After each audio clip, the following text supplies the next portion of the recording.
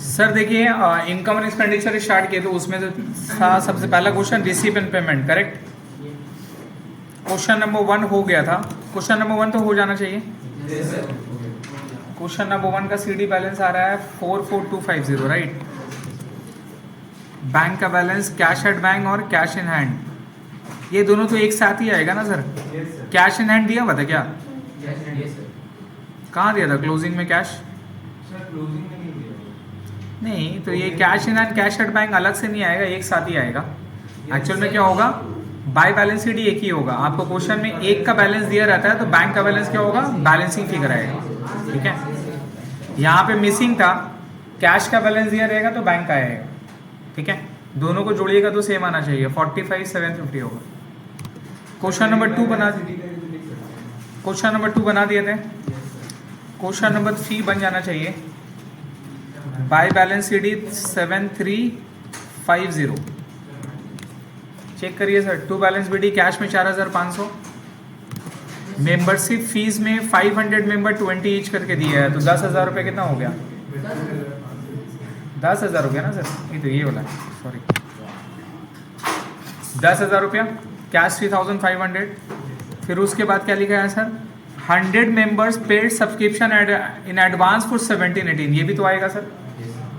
ये नहीं ली क्या? ओ ये नहीं ले रहे तब आंसर आ रहा है।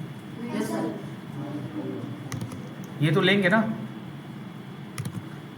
ये कितना होगा, 100 मेंबर्स करके 20 एच कितना, 2,000 रुपीज़ होगा।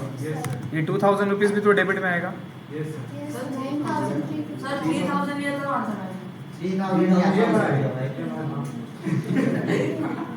टू सब्सक्रिप्शन 10,000 फीस, ऐसे करके लिखना है।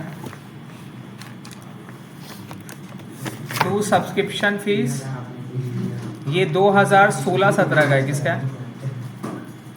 2016-17 का 10,000 रुपये, और 17-18 का कितना आ जाएगा? 2,000, ठीक है। ये कैसे आया? ये आया सर, इसे 100 मेंबर एडवांस फीस दी अपने को, 17-18-20 रुपये करके, तो 2,000 आ गया। टॉर्नामेंट फी रिसीव, ये आएगा 15,750। फिर डोनेशंस आएगा सर रिसीव साइड में 6,250। बाई साइड में salary, furniture, tournament expenses, print and stationery, investment, ये सब बाई साइड में आएगा, ठीक है। तो आउटस्टैंडिंग नहीं आता है सर, तो क्लोजिंग का बैलेंस कितना आएगा? 9350 होगा। ठीक कर लीजिए आंसर को, 9350 होगा सर, 9350। बैलेंस शीट आएगा 9350। क्वेश्चन नंबर 4 पे, ये 4 तो बन गया, चेक करिए, देखिए 4 का आंसर 3,000 आ रहा है, चेक करिए। Opening cash balance 11,000, tuition fees 1,60,000, right. Admission fees 20,500, grant in aid 2 lakh, donation for building 3 lakh, scholarship receive 20,000, book grant 22,000। ये डेबिट साइड में आ गया, जो जो रिसिप्ट था। अब पेमेंट में आएगा salary paid 1,25,000, book purchase, furniture purchase, expenses building, printing and stationery, sports expenses, price, investment, ये सारा क्रेडिट साइड में चल जाएगा सर, ये सारा क्रेडिट साइड में चल जाएगा। और तो कुछ नहीं है। कहाँ मिसेलेनियस है, कहाँ से लिए? हाँ, बैलेंस शीट 3,000 आएगा सर। जहाँ आंसर लाते हैं, याद रखिएगा बार बार, ये जगह हर जगह पे याद रखिएगा, जहाँ पर आंसर अपने लोग निकालते हैं जोड़ जाड़ के, वहाँ लिखते हैं बैलेंसिंग फिगर। अगर आप डेटा अकाउंट बना रहे हैं, क्रेडिट सेल निकालिएगा, तो वहाँ पे लिखिएगा बैलेंसिंग फिगर। इट मीन्स वो अपने लोग कंप्यूट करके निकाले हैं, दैट्स माय आंसर, ठीक है। ये हो गया सर, पकड़े। देखिए लास्ट क्लास में ऑलरेडी डिस्कस किए थे, रिमेंबर, कि रिसीप एंड पेमेंट से अपने लोगों को क्या बनाना है, इनकम एंड एक्सपेंडिचर अकाउंट बनाना और बैलेंस शीट बनाना, राइट। तो हमें बेसिकली क्वेश्चन में क्या गिवन दिया रहेगा sir, receipt and payment given दिया रहेगा, और उससे हमें बनाना क्या है, इनकम एंड एक्सपेंडिचर, क्लियर है। यही करना था हमें। और रिसीप एंड पेमेंट और इनकम एक्सपेंडिचर अकाउंट कैसे बनाएंगे सर? रिसीप एंड पेमेंट में अपने को आइडेंटिफाई करना है कौन सा रेवेन्यू आपका ट्रांजेक्शन एंड कौन सा कैपिटल नेचर है। जो रेवेन्यू नेचर का रहेगा केवल अपने लोग उसको ही रिकॉर्ड करेंगे इनकम एक्सपेंडिचर में। जो कैपिटल एक्सपेंडिचर या कैपिटल इनकम रहता है वो जाता है बैलेंस शीट। हमें बनाना है सिर्फ इनकम एक्सपेंडिचर। क्या बनाना? तो जो रेवेन्यू नेचर का केवल उसको लेंगे, जो कैपिटल नेचर का वो लेने की जरूरत नहीं। तो क्वेश्चन नंबर 4 आप लोग बनाए हैं, करेक्ट है। क्वेश्चन नंबर 4 का रिसीप एंड पेमेंट अभी आप लोग बना के आए हैं। ये क्वेश्चन नंबर 4 का हम लोग क्या करेंगे, इनकम एंड एक्सपेंडिचर अकाउंट बनाएंगे। क्लियर है? सेम ये क्वेश्चन था, इसका आप लोग रिसीप एंड पेमेंट बनाए। अब उसी रिसीप एंड पेमेंट से साइड में अपने लोग क्या करेंगे सर, इनकम एंड एक्सपेंडिचर बनाएंगे। चलिए लैंड ऑफ करिए।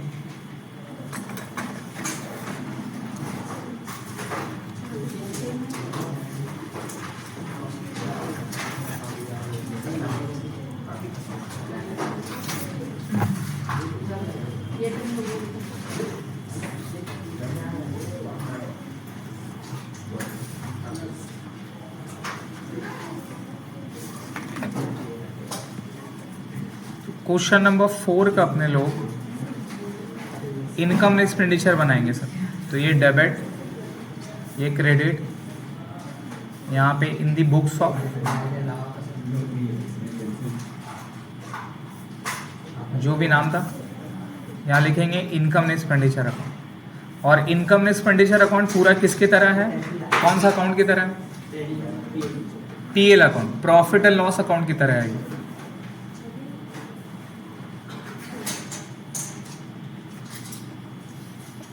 पिछला 5 साल का ना टेस्ट पेपर अरेंज करिएगा, लास्ट 5 इयर्स का।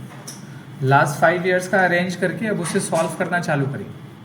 समझ रहे हैं? स्पेशली एमसीक्यू एंड एसक्यू जो आपका आता है एग्जाम पे, वो लास्ट 5 इयर्स का कर लीजिएगा, डैट इज इनफ। ठीक है?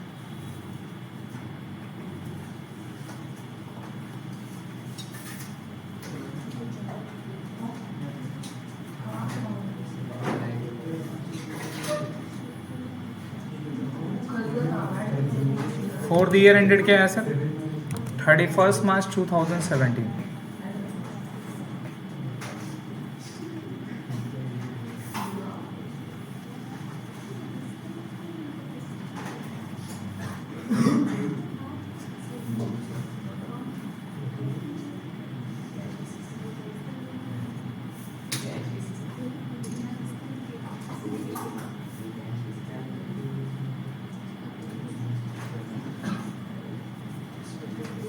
ठीक है?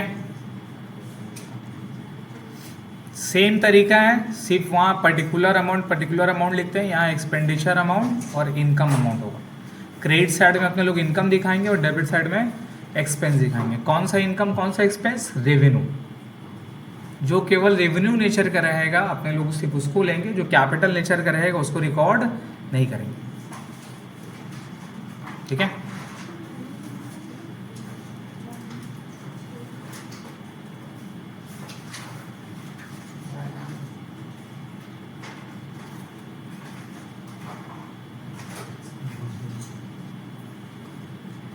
तेरा दोस्त नहीं आया ना मनस?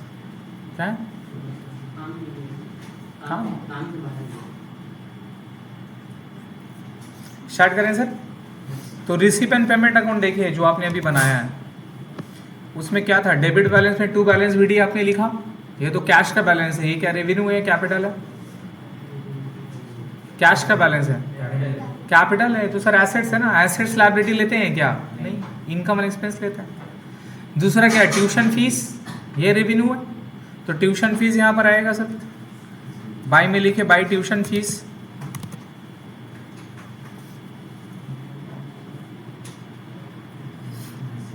कॉलेज है ना सर, किसका बना रहे हैं अपने लोग? Particular of a college. ये भी याद रखिएगा किसका बन रहा है। अगर क्लब रहेगा तो ये सारा एक्सपेंस हो सकता है, लेकिन कॉलेज के लिए ट्यूशन फीस क्या होता है? इनकम होता है। तो बाई साइड में आएगा बाई ट्यूशन फीस।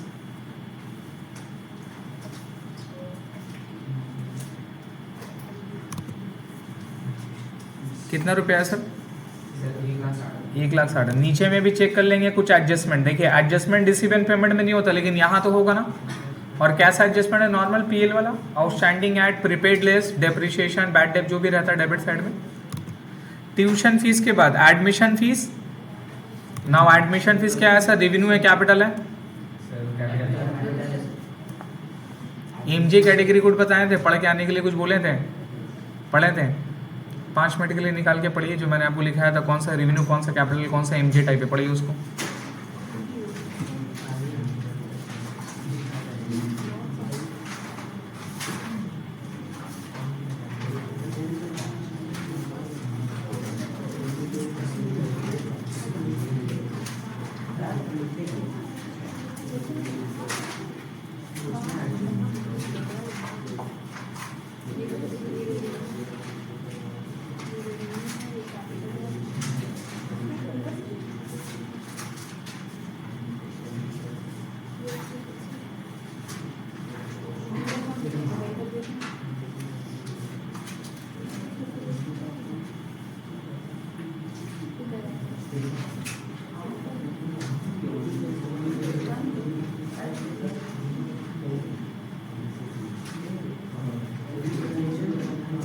कुछ एमजे टाइप भी कुछ बताए थे ना?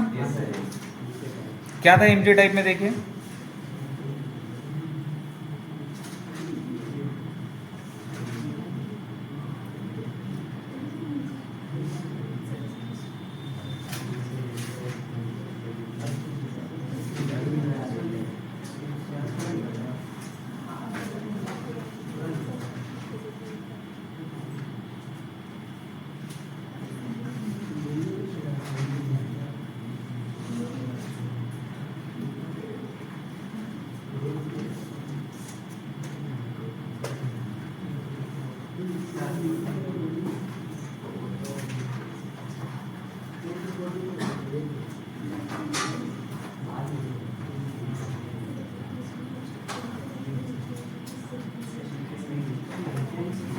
बोलिए सर, एडमिशन फीस क्या है? दोनों है ना सर? माइकल जैक्स है ना, जैक्सन, दीपल कलाल, जो भी आप बोलिए, ये दोनों है बेटा। रेवेन्यू भी हो सकता है और कैपिटल भी हो सकता है।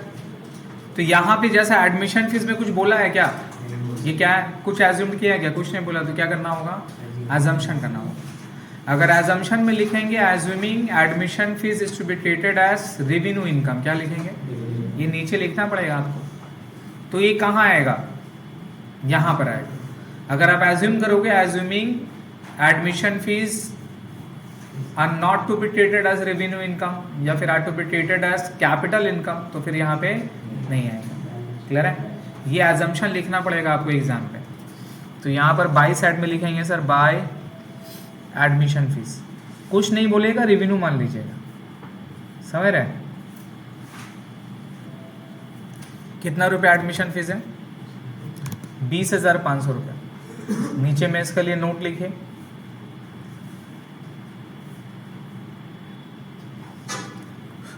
नीचे में नोट लिखेंगे, नोट नंबर 1 पे assuming in admission fees is to be treated as revenue income.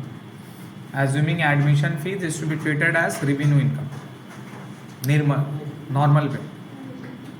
Assuming admission fees is to be treated as assuming admission fee is to be treated as revenue income. Assuming admission fee is to be treated as revenue income. Clear है? तब यहाँ पर आप लेंगे, यह assumption दिखाना पड़ेगा आपको एग्जाम में। उसके बाद क्या है sir? Grant in aid. Grant in aid, अब ये 2 लाख रुपए का जो ग्रांट है, अब इसके ऊपर भी डिपेंड करता है ग्रांट किस पर्पस के लिए दिया है। अगर ग्रांट मुझे दिया है मेरा नॉर्मल बिजनेस पर्पस के लिए, फर्नीचर वगैरह के लिए या फिर नॉर्मल एक्सपेंस के लिए दिया है, तो ये ग्रांट मेरा क्या होगा बताइए? ये ग्रांट मेरा क्या होगा? रेवेन्यू होगा। और अगर कोई स्पेसिफिक पर्पस के लिए दिया है मुझे, कोई स्पेसिफिक एक्सपेंस करने के लिए दिया मुझे, तभी क्या होगा? कैपिटल एक्सपेंडिचर होगा। समझ में आ रहा है?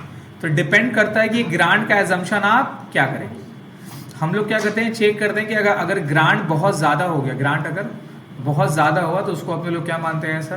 कैपिटल एक्सपेंडिचर, और अदरवाइज क्या करते हैं सर? Revenue expenditure. क्लियर है? समझ में आया? तो यहाँ पे ग्रांट है, इसको भी ले सकते हैं।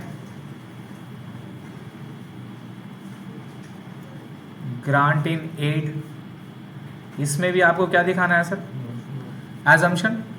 आप दोनों को एक साथ लिख सकते हैं, assuming admission fees and grant in aid are to be treated as revenue income, अलग अलग लिख लीजिए। कितना रुपया ग्रांट एड है सर? 2 लाख रुपए, ठीक है, हो गया। उसके बाद में sir donation for building 3 lakh रुपया है ना। अब ये देखिए डोनेशन फॉर बिल्डिंग आता है क्या है, तो स्पेसिफिक डोनेशन हो गया, ये आएगा क्या? ये नहीं आएगा। लेकिन आप देखो डोनेशन फॉर बिल्डिंग 3 लाख रुपए लेंगे, ये नहीं लेंगे सर, ये तो मेरा कैपिटल होगा। स्कॉलरशिप रिसीव आता है क्या? ये आएगा sir bye scholarship.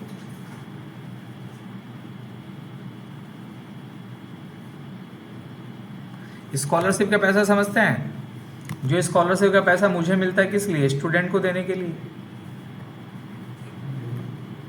Bye scholarship. इसके बाद में क्या है सर? बुक ग्रांट, ये भी आएगा क्या? ये भी नहीं आएगा। बुक्स के लिए मुझे पैसा दिया गया है, तो ये तो मेरा एसेट्स होगा ना सर। एसेट्स खरीदने के लिए पैसा दिया तो मेरा फंड हो गया, तो ये मेरा नहीं आएगा कैपिटल, ये मेरा कैपिटल इनकम हो गया। सैलरी पेड लेंगे सर, तो सैलरी में आएगा सर टू सैलरी। अब नीचे में चेक करिए, सैलरी में कुछ दिया हुआ है, देखिए। तो आउटस्टैंडिंग क्या होता है? पढ़े आप लोग, किए ना तो फाइनल अकाउंट सेम है। तो आउटस्टैंडिंग यहाँ पर ऐड कर देंगे, ऐड आउटस्टैंडिंग। कितना रुपया है? 12,000 रुपये। तो टोटल कितना हो जाएगा सर? 1,37,000, ठीक है, 1,37,000। कोई प्रॉब्लम? उसके बाद sir books purchase for library, ये क्या है? एसेट्स है, ये आएगा क्या? ये नहीं आएगा सर। फर्नीचर परचेज, ये भी क्या है सर? ये भी आएगा क्या? नहीं आएगा। एक्सपेंसेस फॉर बिल्डिंग, ये लेना है क्या? देखिए आप डोनेशन फॉर बिल्डिंग लिए हैं क्या? बिल्डिंग के लिए जो मेरा डोनेशन हुआ था क्या वो लिए हैं? तो इसका खर्चा भी लेंगे, ये भी नहीं लेंगे सर, याद रखिएगा।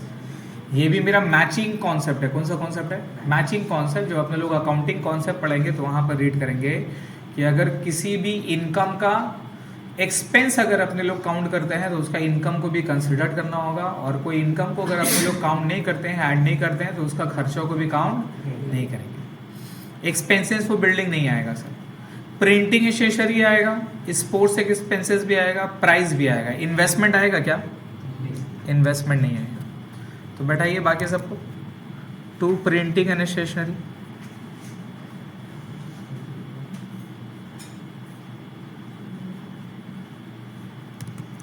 टू प्रिंटिंग एंड स्टेशनरी 16,000 रुपये। फिर उसके बाद to sports expenses, to sports expenses how much? 9,000 रुपये। टू प्राइज, टू प्राइस कितना रुपया सर? 5,500। इन्वेस्टमेंट आएगा क्या सर? इन्वेस्टमेंट तो नहीं आएगा। अब डेप्रिशिएट फर्नीचर बोला है सर, याद करिए डेप्रिशिएशन निकालते हैं आप और कहाँ दिखाते हैं? बैलेंस शीट में। और पीएल का डेबिट, तो ये भी तो पीएल है, तो डेप्रिशिएशन यहाँ पे बैठाएंगे, समझ रहे हैं? 2 बार एंट्री इसका क्या होगा? एक बार डेप्रिशिएशन यहाँ दिखाएं, अब सेकेंड टाइम में डेप्रिशिएशन क्या होगा? बैलेंस शीट में फर्नीचर से लेस होगा। जैसे वहाँ करते हैं वैसे यहाँ भी करेंगे, समझ रहे सर? कोई चेंजेस नहीं। ये एडजस्टमेंट का, हर एडजस्टमेंट का कितने बार एंट्री होगा? 2 बार। एक बार सैलरी के साथ ये आउटस्टैंडिंग ऐड हो गया, अब सेकेंड टाइम बैलेंस शीट में कहाँ बैठेगा? लायबिलिटी साइड में, जैसे फाइनल अकाउंट में करते थे। डेप्रिशिएशन यहाँ बैठा दिया, अब डेप्रिशिएशन फर्नीचर के साथ क्या होगा? लेस होगा, जैसे वहाँ करते थे। अब डेप्रिशिएशन आपको निकालना फर्नीचर पे। फर्नीचर कितना है सर? 1,30,000 है। कितना परसेंट डेप्रिशिएशन है? 15%। लेकिन कितना पीरियड के लिए निकलेगा वो बोला है क्या? वो कैसे निकलेगा? अगर डेट ऑफ परचेज गिवन दिया रहता तो निकाल लेते, लेकिन क्वेश्चन में क्या डेट ऑफ परचेज गिवन है क्या? तो अगेन यहाँ क्या होगा? एजम्पशन। क्या एजम्पशन मान सकते हैं? दोनों मान सकते हैं आप। क्या एजम्पशन होगा? या तो स्टार्टिंग में खरीदा होगा तो 1 साल होगा, या तो फिर 6 महीना का अगर आप मानोगे तो फिर मिडिल ऑफ द ईयर होगा। तो सीन समझ में आ रहा है आपको? एजम्पशन वहाँ करना है जहाँ आपको डेटा इनसफिशिएंट दिया हुआ है, और वो एजम्पशन अगर आप मानोगे एग्जाम में तो उसका आपको नोट्स में लिखना पड़ेगा। क्लियर हो गया? तो ये डेप्रिसिएशन अपने लोग निकालेंगे सर नोट नंबर 2 पे। नोट नंबर 2 पे सर डेप्रिसिएशन ऑन फर्नीचर कितना था? फर्नीचर 1,30,000। कितना परसेंट है? 15%। और कितना महीना का एज्यूम करेंगे? 6 महीना का। तो अपने लोग इसको क्या मान रहे हैं? फिर स्टार मार्क देके नीचे में लिखेंगे क्या मान रहे हैं? Assuming addition were made to furniture at the middle of the year. क्या लिखेंगे? Assuming addition were made to the furniture, assuming addition were made to furniture at the middle of the year. Assuming addition were made on furniture या to furniture at the middle of the year. At the middle of the year. Clear है? Middle of the year. Bracket में that is 1st October 2016. 1st October 2016 हम क्या मान लेंगे? 1st October 2016 को खरीद। Clear हो गया? कितना आ जाएगा? 9,750। तो ये डेप्रिसिएशन यहाँ दिखा दिए सर। ये एक बार यहाँ चला गया, सेकेंड टाइम फर्नीचर से लेस होगा। तो फाइनल अकाउंट का जो भी एडजस्टमेंट सीखे वो यहाँ पर आएगा। उसके बाद क्या बोला? Accrued interest on investment. ये क्या है मेरा? इनकम है या मेरा एक्सपेंस है? क्या बताइए? इनकम है ना। तो इन्वेस्टमेंट करते हैं अपने लोग, उससे इंटरेस्ट क्या होगा? मिलेगा या इंटरेस्ट पे करेंगे? मिलेगा। वो बाकी है, वो क्या है? बाकी है। इसका एडजस्टमेंट बताइए, सीखे आप फाइनल अकाउंट में कहाँ कहाँ जाता था? इनके इन्वेस्टमेंट में ऐड होगा, और पीएल में किस साइड में? डेबिट साइड में, क्रेडिट साइड में? याद है तो इंटरेस्ट ऑन इन्वेस्टमेंट। तो यहाँ तो अपने लोग बैलेंस शीट नहीं बना रहे और ये पीएल ही है। तो यहाँ पे कहाँ पे लिखेंगे? इनकम के साइड में लिखेंगे क्या? By accrued interest on investment. By accrued interest on investment. ठीक है? कितना रुपया सर? 5,000 रुपये।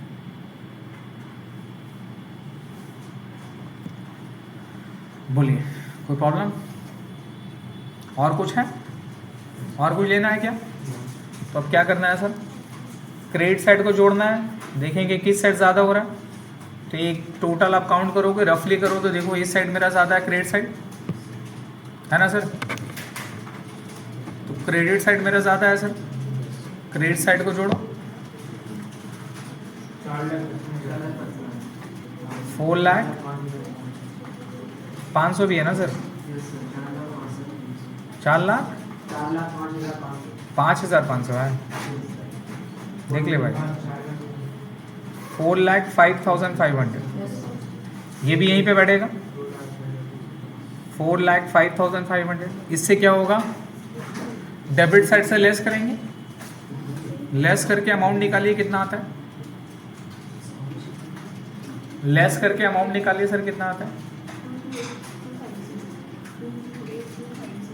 228,250 2,28,250 रुपये। क्लियर है? डेबिट साइड में आया, पीएल अकाउंट में नेट प्रॉफिट बोलते थे, यहाँ क्या बोलेंगे? सरप्लस। क्या लिखेंगे? To surplus. क्लियर है? और कुछ लिखना होता है क्या? और कुछ लिखना होता है क्या? क्या लिखते हैं यहाँ पे? Excess of, exactly, excess of income over expenditure. Excess of income over expenditure. Clear है? Excess of income over expenditure. और इस साइड में होता तो क्या लिखते हैं? और ब्रैकेट में excess of expenditure over income. Clear हो गया? बोलिए, कोई प्रॉब्लम? तो एक सिंपल क्वेश्चन था, एक सिंपल क्वेश्चन से रिसीव एंड पेमेंट बना, फिर उसे क्या बना, इनकम एंड एक्सपेंडिचर। अब इसके बाद क्या बनेगा, बैलेंस शीट। ये जो सरप्लस है ये कैपिटल फंड में क्या होगा, ऐड होगा, और जो भी एसेट्स का डिटेल से एडजस्टमेंट था उसको लेस कर देंगे। अल्टीमेटली हमारा क्या होगा सर, बैलेंस शीट मैच हो जाएगा। बैलेंस शीट मैच होगा then it is all fine, सब खत्म, सब क्लियर, कोई प्रॉब्लम नहीं, क्लियर है। तो फाइनल अकाउंट जब बनाते हैं किसी भी कंपनी का बिजनेस कंसर्न में, तो उसका फाइनेंशियल स्टेटमेंट में क्या क्या आता है, 5 चीजें आता है, रिमेंबर क्या क्या याद करिए, balance sheet, PL, notes to accounts, statement of changes in equity और कैश फ्लो। 5 चीजें आती है। नॉर्मल आप लोग 2 सीखे हैं, दैट इज ट्रेडिंग पीएल और बैलेंस शीट। ट्रेडिंग पीएल और नोट्स भी जो अपने लोग बनाते हैं, नोट्स होता है, कंपनी का फाइनल अकाउंट अलग होती है तो उसका नोट्स भी उसका फॉर्मिंग पार्ट होता है। एनटीओ में, नॉन ट्रेडिंग ऑर्गेनाइजेशन में 3 चीजें जाती है उसका फाइनेंशियल्स के साथ, एक रिसीव एंड पेमेंट भी जाएगा, इनकम एंड एक्सपेंडिचर भी जाएगा और बैलेंस शीट भी जाएगा। ये तीनों चीज उसका फाइनेंशियल स्टेटमेंट का पार्ट होगा। जब आप इनकम टैक्स में फाइल करोगे, इनकम टैक्स में जब आप फाइल करोगे एक बिजनेसमैन का, तो आपको वहां पे किसका डिटेल देना होगा, पीएल और बैलेंस शीट का डिटेल आपको देना होता है। लेकिन किसी एनजीओ का अगर आप रिटर्न फाइल करोगे, एनजीओ का काम करोगे, तो आपको 3 चीज देनी है उसे, रिसीव एंड पेमेंट भी देना है, इनकम एक्सपेंडिचर भी देना है और बैलेंस शीट भी देना है। क्लियर हो गया, कोई प्रॉब्लम। तो रिसीव एंड पेमेंट से आइडेंटिफाई कर लिए कौन सा रेवेन्यू था, कौन सा कैपिटल था, और जो जो रेवेन्यू आइटम का था अपने लोग केवल वही लिए, और जिसके बारे में कुछ नहीं बोला था तो उसको क्या कर लिया सर, एज्यूम्ड कर लिए रेवेन्यू तो आएगा, अगर नहीं करते तो नहीं आएगा। क्लियर हो गया, नहीं करते तो बैलेंस शीट का मतलब नहीं आएगा, कोई प्रॉब्लम। अब अपने लोग चलते हैं एडजस्टमेंट के ऊपर में। कहाँ पे सर, बहुत सारा एडजस्टमेंट फाइनल अकाउंट में सीखे थे, याद है, 1 से लेके 33-32 था, है ना, वो सब याद करना आपको। 32 इनकम एंड एक्सपेंडिचर अकाउंट में भी एडजस्टमेंट आएगा। इनकम एंड एक्सपेंडिचर अकाउंट जब बनाएंगे तो हमें रिसीव एंड पेमेंट अकाउंट दिया रहेगा और नीचे में कुछ एडजस्टमेंट दी हुई रहेगी। क्या दी हुई रहेगी, एडजस्टमेंट। रिसीव एंड पेमेंट का जो भी आइटम आता है, या तो वो रेवेन्यू होगा या तो वो कैपिटल होगा। अगर रेवेन्यू रहा तभी उसको इनकम एक्सपेंडिचर में लेंगे, और अगर कैपिटल रहा तो इनकम एक्सपेंडिचर में नहीं लेंगे, खत्म। जहां भी जाएगा लेकिन कितने बार जाएगा, 1 बार जाएगा, 1 टाइम जाएगा। लेकिन जो भी एडजस्टमेंट है उसका मिनिमम कितनी बार एंट्री होता है, 2 बार। 1 बार इनकम एक्सपेंडिचर में होगा, सेकेंड टाइम क्या होगा, बैलेंस शीट में। हमें बैलेंस शीट नहीं बनाना है, हमें बेसिकली इनकम एक्सपेंडिचर में चेक करना है कि उस एडजस्टमेंट को अपने लोग क्या ट्रीट करेंगे। क्लियर है। तो एडजस्टमेंट लिखिए, adjustment in NTO, adjustments in NTO, adjustments in NTO. Number 1 पे आउटस्टैंडिंग, नंबर 1 पे आउटस्टैंडिंग, है ना, आउटस्टैंडिंग या फिर एक्रूड, आउटस्टैंडिंग या फिर एक्रूड, ये दोनों का मीनिंग क्या है, सेम है। ये दोनों का मीनिंग क्या है, सेम। आउटस्टैंडिंग और एक्रूड दोनों का मतलब ही बाकी होता है, लेकिन नॉर्मल हमारा माइंड में रहता है, और टीचर भी शायद आप लोगों को कुछ बताए होंगे स्कूल्स वगैरह कहीं पर भी, कि आउटस्टैंडिंग का मतलब लायबिलिटी होता है, एक्रूड का मतलब क्या होता है, इनकम। नहीं, इज नॉट करेक्ट। दोनों का मीनिंग सेम होता है सर, दोनों का मीनिंग सेम होता है। बात समझ में आ रहा है। हम उसके आगे पीछे क्या लगाते हैं वो मैटर करता है। अगर आउटस्टैंडिंग एक्सपेंस के साथ लगाएंगे, किसके साथ लगाएंगे, तो वो मेरा लायबिलिटी है, वो मेरा क्या है, मतलब खर्चा बाकी है। क्या बाकी, खर्चा बाकी है, तो मुझे देना है, तो मुझे खर्चा बाकी, तो मतलब क्या, लेना है या देना है, देना है, तो उसको क्या बोलेंगे, लायबिलिटी। तो आउटस्टैंडिंग अगर एक्सपेंस बोलता है तो वो मेरा लायबिलिटी होता है सर, है ना। लेकिन इनकम के साथ अगर आपको एक्रूड दे दिया, इनकम के साथ अगर आपको एक्रूड दे दिया, तो अब मतलब क्या है, देना बाकी नहीं है, लेना बाकी है। क्या बाकी है सर, लेना बाकी है। तो एक्रूड इनकम के साथ अगर दे दिया तो वो मेरा क्या बन जाता है सर, एसेट्स बन जाता है। और ये कोई जरूरी नहीं है कि इनकम के साथ एक्रूड ही लिखा रहा है, इनकम के साथ एक्रूड ही लिखा रहा है, कोई जरूरी नहीं है। किस चीज का ओटीपी है, कितना यूडी निकाल रहा है, 2 साल का करने बोले, 1 साल का करके दिए, बोले कि 21 का भी करना है। नोट करके सब रखिएगा भाई, सबसे बिलिंग करना है 40691, समझे? ऐसा चाहिए बॉस। क्लियर हो गया सर? दोनों का मीनिंग क्या होता है? सेम होता है, आउटस्टैंडिंग भी ड्यू, एक्रूड भी ड्यू। खर्चा के साथ लायबिलिटी बन जाता है और इनकम के साथ एसेट्स बन जाता है। तो मैटर आउटस्टैंडिंग ऐसा नहीं कि आपको आउटस्टैंडिंग वेजेस से दिया रहा, आपको क्वेश्चन में आउटस्टैंडिंग सब्सक्रिप्शन भी लिख सकता है। क्या लिख सकता है? तो वो लायबिलिटी नहीं है, वो क्या है? एसेट्स है। नहीं समझे? अगर हम यहां पर लिखे आउटस्टैंडिंग वेजेस, क्या लिखें? तो ये क्या है सर? ये लायबिलिटी है। अब यहीं पर हम लिख रहे हैं आउटस्टैंडिंग सब्सक्रिप्शन, क्या लिख रहे हैं? तो ये भी लायबिलिटी हो गया क्या? बोलिए, ये भी लायबिलिटी हो गया क्या? एसेट्स होगा ना सर। तो आउटस्टैंडिंग से एसेट्स लायबिलिटी डिसाइड होता है, या आउटस्टैंडिंग किसके साथ आ रहा है उससे डिसाइड होता है? समझ में आ रहा है? अब हम किसी को बोका बोलते हैं, तो भैया बोका एक नॉर्मल वर्ड है, उससे कोई प्रॉब्लम नहीं है। समझ में आ रहा है? अब बोका के आगे पीछे क्या लगाएंगे उससे प्रॉब्लम है सर, तब दिक्कत हो जाता है। सीन समझ में आ रहे हैं? वहां पे फिर प्रॉब्लम होता है। आप बोका के साथ कुछ और वर्ड लगाइएगा तो भैया कोई मार भी देगा, और बोका के साथ कुछ और वर्ड लगाइएगा तो कोई दिक्कत नहीं है। तो सेम चीज यहां पर है, आउटस्टैंडिंग एक्सपेंस के साथ अगर कुछ बोलते हैं तो ये मेरा लायबिलिटी ट्रेड होता है। आउटस्टैंडिंग सब्सक्रिप्शन इनकम के साथ वो एसेट्स हो जाता है। तो आउटस्टैंडिंग का मीनिंग से लायबिलिटी एसेट्स नहीं होता सर, इसका मीनिंग जस्ट बाकी है। किसके साथ दे रहा है वो हमारा इंपॉर्टेंट है। क्लियर है? तो ये दोनों ही बाकी है सर, ये दोनों ही बाकी है। अब हमें बताइए, आउटस्टैंडिंग या एक्रूड को जब आप फाइनल अकाउंट बनाते हैं तो अपने लोग क्या करते हैं? ऐड करते हैं। याद करिए, आउटस्टैंडिंग वेजेस, एक्रूड इंटरेस्ट, दोनों ही क्या होता है? ऐड होता है। अगर खर्चा रहा तो खर्चा में ऐड होता है, अगर इनकम रहा तो इनकम में ऐड होता है। क्लियर है? बट अब यहां पर आपको ना, अब यहां पर आपको एक्रूड या आउटस्टैंडिंग दो तरह का रहेगा। एक आपको दिया रहेगा क्लोजिंग का, किसका दिया रहेगा? क्लोजिंग का। और एक दिया रहेगा ओपनिंग का। ओपनिंग का बोले तो लास्ट ईयर का, ओपनिंग का बोले तो लास्ट ईयर का, और क्लोजिंग का बोले तो करंट ईयर का। क्लोजिंग का बोले तो करंट ईयर का।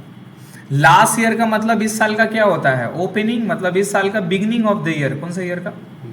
अगर बिगनिंग ऑफ द ईयर का आपको दे दिया, बिगनिंग ऑफ द ईयर, तो वो उसको क्या बोलेंगे सर? ओपनिंग। और अगर एंड ऑफ द ईयर का दे दिया, एंड ऑफ द ईयर का दे दिया, तो उसको क्या बोलेंगे? क्लोजिंग। नहीं समझे?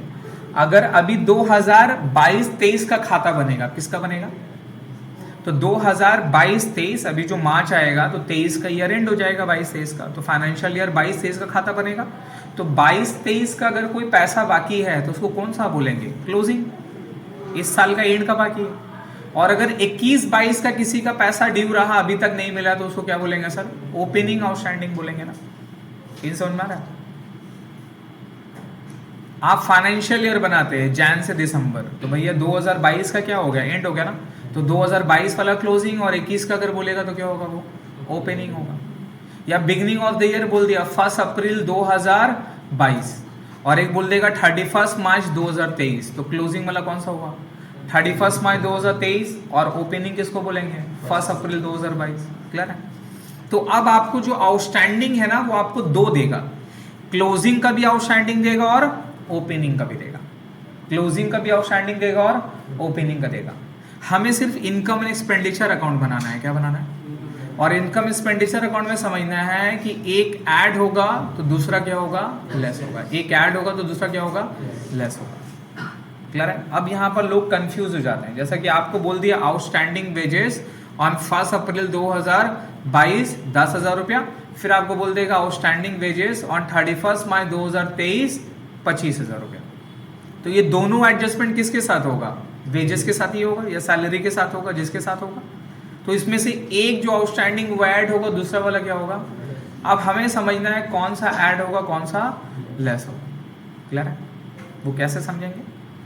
सिंपल सा बात है, लॉजिक लगाएंगे। फाइनल अकाउंट अपने लोग बनाते हैं, फाइनल अकाउंट में आउटस्टैंडिंग या एक्रूड को क्या करते थे? ऐड करते हैं। कोई प्रॉब्लम है? फाइनल अकाउंट कब बनाते थे? ईयर एंड में। कब बनाते थे? ईयर एंड में, मतलब क्लोजिंग या ओपनिंग में? क्लोजिंग में। तो इसमें जो भी आउटस्टैंडिंग ऐड हो रहा है वो भी क्या होता है?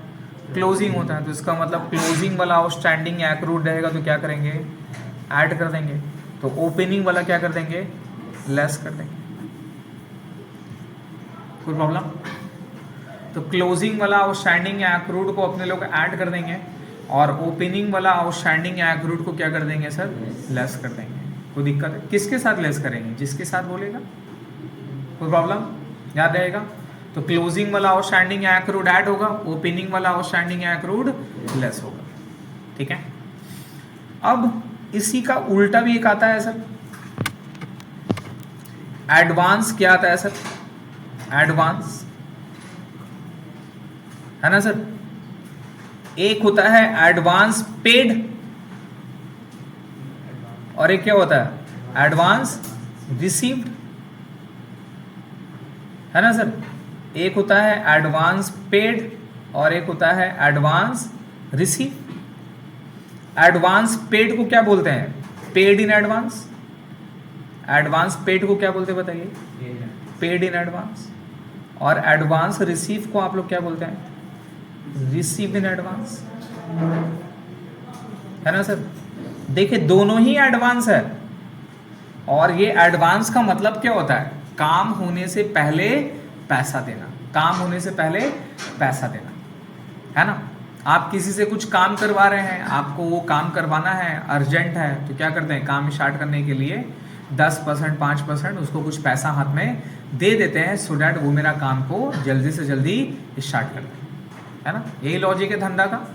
तो जब एडवांस देते हैं तो दो तरह का एडवांस होता है। एक जो एडवांस आपने किसी को दिया तो उसको क्या बोलेंगे? Paid in advance. उसको क्या बोलेंगे? पेड इन एडवांस, जिसको बोलते हैं प्रीपेड। क्या बोलते हैं? प्रीपेड। ये प्रीपेड आपके लिए क्या होता है सर? एसेट्स होता है। क्या होता है? फील करिए, एसेट्स कैसे नहीं होगा? अभी काम तो स्टार्ट हुआ नहीं, आपने काम स्टार्ट होने से पहले पैसा दे दिया तो ये आपके लिए एसेट्स हो गया ना सर। कल को अगर वो बंदा काम अगर नहीं करेगा तो क्या करोगे आप? वो पैसा वापस लोगे ना। तो वापस लेने का अधिकार कैसे मिला? आपके लिए एसेट्स है। और अगर कोई आपको एडवांस दे दिया, कोई आपको एडवांस दे दिया तो आपके लिए क्या वो इनकम बन जाएगा? आपके लिए क्या बनेगा? वो लायबिलिटी बनेगा। क्यों लायबिलिटी बनेगा? अगर हम काम नहीं कर पाएंगे तो अगले को मुझे पैसा पे आउट करना पड़ेगा। That is what liability is. लेकिन दोनों ही क्या है सर? एडवांस। एक पेड इन एडवांस और एक रिसीव इन एडवांस। अब जिस तरह से आउटस्टैंडिंग एक्रूड का क्लोजिंग ओपनिंग था वैसे ही इसका भी मुझे क्या गिवन दे रहेगा सर? क्लोजिंग भी गिवन दे रहेगा और ओपनिंग भी गिवन दे रहेगा। क्लोजिंग का मतलब कौन सा ईयर? करंट ईयर या previous year? Current year. Opening का मतलब कौन सा year? Beginning of the year का जो एडवांस उसको क्या बोलेंगे? Opening advance. और जो एंड ऑफ द ईयर का एडवांस उसको क्या बोलेंगे सर? Closing advance. कोई प्रॉब्लम है ना। अब सेम यहां पर भी करना है सर। एक लेस होगा और एक क्या होगा सर? ऐड होगा। एक लेस होगा और एक क्या होगा सर? ऐड होगा। अब फिर से वही लॉजिक, कौन सा ऐड कौन सा लेस होगा सोचिए तो। फाइनल अकाउंट का रेफरेंस है, जाइए फाइनल अकाउंट का रेफरेंस है, सोचिए। नहीं कंफ्यूज होगा, नहीं समझ में आएगा, कंफ्यूजन होगा तो फाइनल अकाउंट का रेफरेंस से जाएंगे।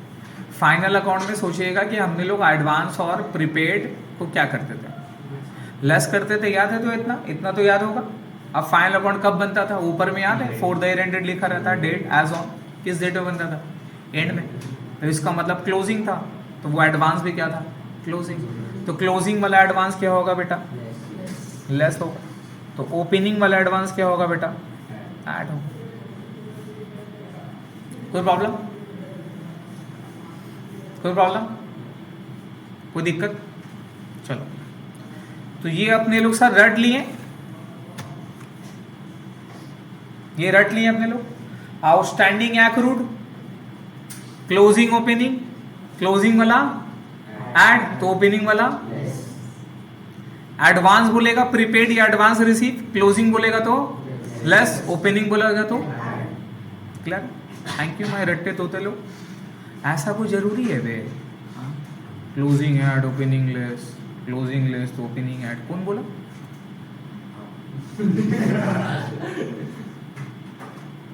आपको रटा दिया जाएगा।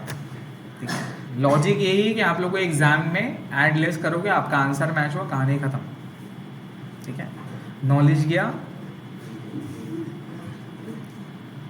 उससे कोई मतलब नहीं है। ऐड लेस क्यों होता है सर? क्वेश्चन पूछा करिएगा। हम सर से पूछे तो गाली दे देता था, बहुत ते पूछते, क्या फायदा, ये ऐड होगा बोले होगा, खत्म,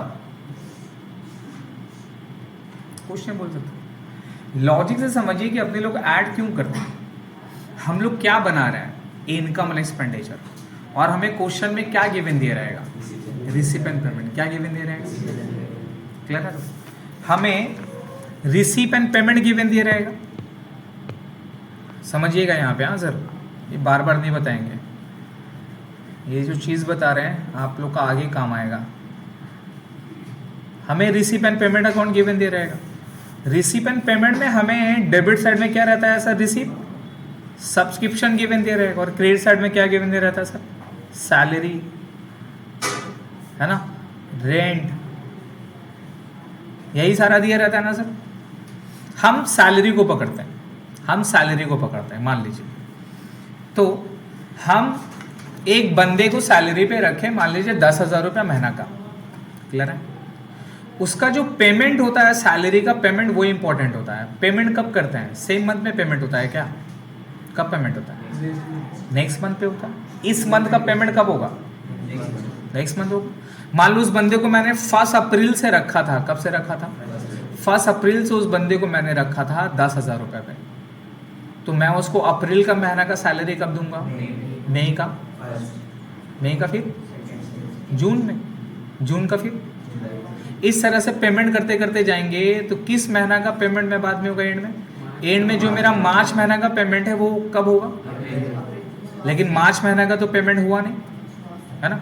तो जब मैं 1 साल का, जब मैं पेमेंट दिखाऊंगा, 1 साल का जब ये मेरा डेटा बनेगा, तो यहाँ पर 12 महीना का पेमेंट होगा या 11 महीना का होगा, 11 महीना का, बिकॉज 1 महीना का पेमेंट कब होगा, अप्रैल में होगा ना। 1 महीने का पेमेंट कब होगा, तो यहाँ पे जो मेरा पेमेंट है, ये मेरा पेमेंट 10,000 इंटू कितना महीना का होगा, 11 महीना का होगा। यहाँ मेरा 1,10,000 रुपया है, सीन समझ में आ रहा है? ये मेरा 1,10,000 रुपया मेरा सैलरी है, लेकिन एक्चुअल में 10,000 रुपया महीने के हिसाब से साल में कितना होना चाहिए, 12। तो मेरा खर्चा तो पूरा 12 महीना का होना चाहिए, लेकिन मैंने पेमेंट कितना किया। और ये ऐसा मतलब रूल बना हुआ है कि मैं उसको चेंज भी नहीं कर सकता। मैं उसको मार्च का मार्च में नहीं देता हूँ, मार्च का कब देता हूँ, अप्रैल पे देते हैं। बात समझ में आ रहा है? तो इसलिए 1 महीना का सैलरी क्या है, आउटस्टैंडिंग। क्या है सर, और ये नॉर्मल नेचर ऑफ बिजनेस में होगा कि नहीं होगा, बताइए। आउटस्टैंडिंग सैलरी रहेगा कि नहीं रहेगा, रहेगा। तो मेरा सैलरी आउटस्टैंडिंग है। अब मैं 11,000 को, अब मैं 11,000 से जब मैं इनकम एंड एक्सपेंडिचर बनाता हूँ, क्या बनाता हूँ, इनकम एंड एक्सपेंडिचर बनाता हूँ, तो ये मैं सैलरी जो मेरा 1,10,000 रुपये, उसको मैं कहाँ पे दिखाऊंगा, डेबिट साइड में दिखाता हूँ। कहाँ पे दिखाता हूँ, और डेबिट साइड में टू सैलरी कितना दिखाता हूँ, 1,10,000। कोई प्रॉब्लम? लेकिन देखिए यहाँ तो रिसीप एंड पेमेंट था, यहाँ आप कितना पेमेंट करोगे उससे मतलब है, आउटस्टैंडिंग एक्रूड से सो कोई मतलब, बिकॉज ये तो कैश बुक था। जितना पैसा आया वो रिकॉर्ड करेगा, जितना पेमेंट गया वो रिकॉर्ड करेगा। इसका नेचर के हिसाब से तो करेक्ट लिखा है 1,10,000 रुपया। लेकिन क्या 1 साल का मेरा सैलरी का खर्चा 1,10,000 है, 1,20,000 है, 1,10,000 मैंने दे दिया, लेकिन 10,000 अभी भी आउटस्टैंडिंग। और ये किस डेट का आउटस्टैंडिंग है, क्लोजिंग का है या ओपनिंग का है, मतलब इस साल का है या पिछला साल का है, इस साल का है। तो इस साल का, इसीलिए मेरा आउटस्टैंडिंग यहाँ पे क्या हो जाता है सर, ऐड हो जाता है। कितना रुपए ऐड हो जाता है, 10,000 रुपये ऐड हो जाता है, सो डैट ये मेरा टोटल खर्चा कितना बढ़िया है, 1,20,000। और ये 10,000 रुपये मैंने पेमेंट किया है क्या, ये तो मैंने पेमेंट नहीं किया। तो जब मैं बैलेंस शीट बनाऊंगा, जब मैं बैलेंस शीट बनाऊंगा, तो यही इसी 10,000 को मैं कहाँ पे दिखा दूंगा, आउटस्टैंडिंग सैलरी बोलकर मैं उसको 10,000 रुपये लायबिलिटी साइड में दिखाऊंगा। यही मेरा बिजनेस होता है, ऐसे ही करते हैं। इसीलिए क्लोजिंग वाला आउटस्टैंडिंग ये मैं क्या करूंगा सर, ऐड करूंगा। क्या करूंगा सर, ऐड करूंगा। लॉजिक क्लियर हुआ? कोई प्रॉब्लम, चीज समझ में आ रहा है? ये बिजनेस का तरीका है, इसीलिए आउटस्टैंडिंग यहाँ दिखाते हैं। अब आइए, 1 साल मेरा हो गया, 1 साल हो गया। अब नेक्स्ट ईयर पे मैं जा रहा हूं। कब जा रहा हूं, नेक्स्ट ईयर। क्लियर? अब जब नेक्स्ट ईयर पे जब मैं पेमेंट करना फिर से रिसीव एंड पेमेंट अकाउंट दूसरा साल का बनाऊंगा, तो सबसे पहले अब मैं पेमेंट किसका करूंगा? अप्रैल महीना से फिर पेमेंट करूंगा क्या? या पहले जो मेरा मार्च का बाकी था उसको दूंगा? मार्च का दूंगा, किसका दूंगा? फिर मार्च का, फिर अप्रैल का, फिर मई जून का, फिर से मेरा मार्च का आउटस्टैंडिंग एंड में रहेगा, फिर से उसको वैसे ट्रीटमेंट करेंगे। लेकिन बताइए जब मैं पेमेंट करने जाऊंगा नेक्स्ट ईयर पे, तो ये जो 10,000 आउटस्टैंडिंग जो मैंने यहाँ पे लिखा है इसको तो मैं पे ऑफ करूंगा, और जब मैं पेमेंट करूंगा तो ये 10,000 रुपये मेरा इसमें इंक्लूड होगा। मान लो नेक्स्ट ईयर का मेरा टोटल उसका सैलरी वगैरह बढ़ा के मैंने टोटल 3 लाख रुपया और भी सबका सैलरी वगैरह करके 1,25,000 रुपया दिया। कितना दिया मान लीजिए? तो 1,25,000 जब मैं नेक्स्ट ईयर पे जाऊंगा तो इसमें से पिछला साल का जो सैलरी आउटस्टैंडिंग 10,000 था ये इंक्लूड होगा कि नहीं होगा? ये इंक्लूड होगा कि नहीं होगा? हम तो पेमेंट बनाते हैं, जितना पेमेंट करेंगे वो सबका सब यहाँ पर है। इस साल का पिछला साल का जो भी पेमेंट करेंगे सब इंक्लूड है। तो जो पिछला मंथ का आउटस्टैंडिंग था वो इस मंथ का सैलरी में इंक्लूड होगा कि नहीं होगा? होगा। क्लियर हो गया? अब जब हम नेक्स्ट ईयर का इनकम एक्सपेंडिचर अकाउंट बनाएंगे तो यही 1,25,000 यहाँ पे लिखेंगे। क्या 1,25,000 रुपए ये जो इनकम एक्सपेंडिचर अकाउंट तो करंट ईयर का बन रहा है, इसमें पिछला साल का खर्चा इंक्लूड होना चाहिए कि नहीं होना चाहिए? नहीं होना चाहिए। हम तो इस साल का इनकम एक्सपेंडिचर बना रहे ना सर, पिछला साल का खर्चा इंक्लूड करेंगे? इंक्लूड नहीं करना चाहिए, इसलिए क्या कर देते हैं उसको लेस कर देते हैं। इसलिए क्या करते हैं उसको समझ में? इसलिए क्लोजिंग वाला क्या हो जाता है? ऐड हो जाता है। क्लोजिंग वाला क्या हो जाता है? ऐड हो जाता है। और ओपनिंग वाला क्या होता है? लेस हो जाता है। तो क्लोजिंग वाला ऐड होगा, ओपनिंग वाला लेस होगा। कैसे हुआ समझ में आ रहा है? ये दोनों का नेचर को समझिएगा तो आपको कॉन्सेप्ट क्लियर होगा। इसका नेचर है कि भैया जितना पैसा आया डेबिट, जितना पैसा गया। इसका नेचर है जो करंट ईयर का है, इसी साल का इनकम है, total income on the basis of accrual, on the basis of वो लेना है। टोटल एक्सपेंडिचर जितना मेरा खर्चा हुआ है अपने को वो लेना है एक साल का। इसमें सिर्फ करंट ईयर का आना चाहिए, पिछला साल का कोई इंक्लूड नहीं होना चाहिए। तो जो खर्चा इस साल में ऐड होना चाहिए था लेकिन अभी भी आउटस्टैंडिंग है तो उसको क्या कर देंगे सर? ऐड कर देंगे। और जो ऑलरेडी पेमेंट कर दिए किसी और साल का इंक्लूड है, किसी और साल का मेरा खर्चा में इंक्लूड है, उसको क्या कर देंगे? लेस कर देंगे। सेम चीज जो मैंने खर्चा पे बताया सेम किसके साथ हो सकता है? इनकम के साथ हो सकता है। सब्सक्रिप्शन लेते हैं आप, अब जैसा मान लिया मेरा फीस मेरे लिए क्या इनकम है। कोई मुझे अभी 11 तक का पूरा पेमेंट कर देता है, किसी का आउटस्टैंडिंग रह जाता है, वो हमको बोलता है सर नेक्स्ट में दे देंगे, बाद में दे देंगे, तो मेरा आउटस्टैंडिंग हो गया ना सर। अब जब मैं नेक्स्ट में रिसीव करूंगा तो वो सब्सक्रिप्शन में क्या रहेगा सर? रिसीव हो जाएगा, ऐड हो जाएगा। पिछला साल का ऐड अगर हुआ तो उसको क्या कर देंगे? लेस कर देंगे। इसलिए ओपनिंग वाला जो आउटस्टैंडिंग था, एक्रूड सब्सक्रिप्शन था, वो क्या हो जाएगा? लेस हो जाएगा। और जो मेरा इस साल का सब्सक्रिप्शन बाकी था जो कि अभी तक मिला नहीं है, तो जब मैं यहाँ पे दिखाऊंगा सब्सक्रिप्शन में तो उसमें क्या कर दूंगा सर? ऐड कर दूंगा। क्लियर हो गया? नहीं समझ में आया? कितना लोगों नहीं समझ में आया? बाउंसर क्या है? बोलिए फिर से बताएंगे। नहीं बताएंगे मत समझ। क्लोजिंग वाला ऐड, बोल क्लोजिंग वाला ऐड, ओपनिंग वाला खत्म, काम हो जाएगा। एडवांस और प्री रिसीव का कॉन्सेप्ट क्या है? इसमें अपने लोग क्लोजिंग को लेस ओपनिंग को क्यों ऐड करते हैं? ये तो समझ गए। एडवांस को समझने का कोशिश करिए क्यों हो गया। तो एडवांस अगर हम पेड कर लेते हैं तो एडवांस पेड का मतलब क्या होता है? मैंने ज्यादा दे दिया। इस साल का जितना मेरा होना चाहिए था मैंने उससे ज्यादा दे दिया। सपोज हमारा ईयर होता है अप्रैल से, एडवांस कहाँ पर होता है मैं आपको बताता हूँ। हमारा ईयर होता है अप्रैल से लेके मार्च तक का, क्लियर है? लेकिन मैं कोई इंश्योरेंस पॉलिसी करवाया, क्या करवाया? होता है ना जर्नल इंश्योरेंस, स्टॉक का इंश्योरेंस होता है, गुड्स का इंश्योरेंस होता है, बिल्डिंग का इंश्योरेंस होता है, राइट? हर एक चीज़ का इंश्योरेंस होता है। कार का इंश्योरेंस जो आप कराते हैं तो वो इंश्योरेंस का वैलिडिटी कितना रहता है? 1 साल तक। और कोई ज़रूरी नहीं कि आप अप्रैल से कराओगे। अगर मान लो कि मैंने जुलाई से करवाया, कब से करवाया? मैंने 1 जुलाई से करवाया, तो वो इंश्योरेंस का डेट कब तक होगा? अगर मैं उसको 1 जुलाई को मान लो मैंने 1 जुलाई 1 जुलाई 2022 को मैंने इंश्योरेंस करवाया, मान लो 18,000 रुपये का, ठीक है। तो ये जो 1 जुलाई 2022 को मैंने 18,000 का इंश्योरेंस दिया, इसका वैलिडिटी कब तक होगा? 30 जून तक होगा ना सर, 1 साल तक। क्लियर है? 23, ये तो मैंने पेमेंट कर दिया, ये क्या कर दिया? ये तो मैंने पेड कर दिया ना। मैं पेड कब करूंगा? मैं पेड कब करूंगा? 1 जुलाई को पेमेंट करूंगा। जब 1 जुलाई को पेमेंट करूंगा 18,000, तो जब मैं रिसीप एंड पेमेंट बनाऊंगा तो यहां पे रहेगा ना sir by insurance. By insurance कितना रहेगा?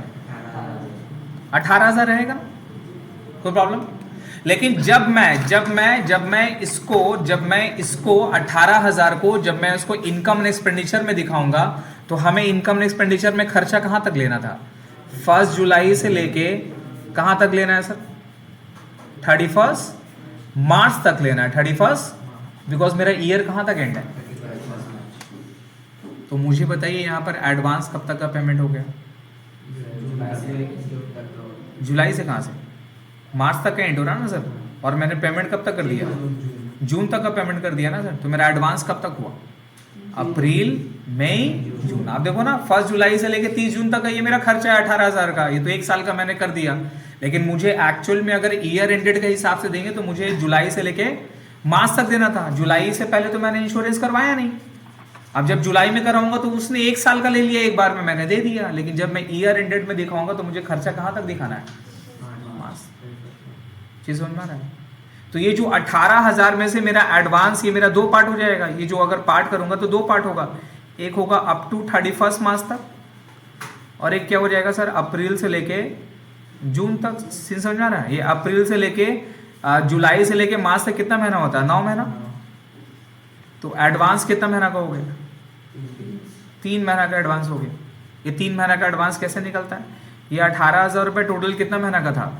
1 साल। 1 साल बोले तो 3 महीना का कितना हो जाएगा सर? 4,500 रुपये। कितना रुपया? ये 4,500 रुपये को आप क्या बोलोगे? एडवांस बोलोगे?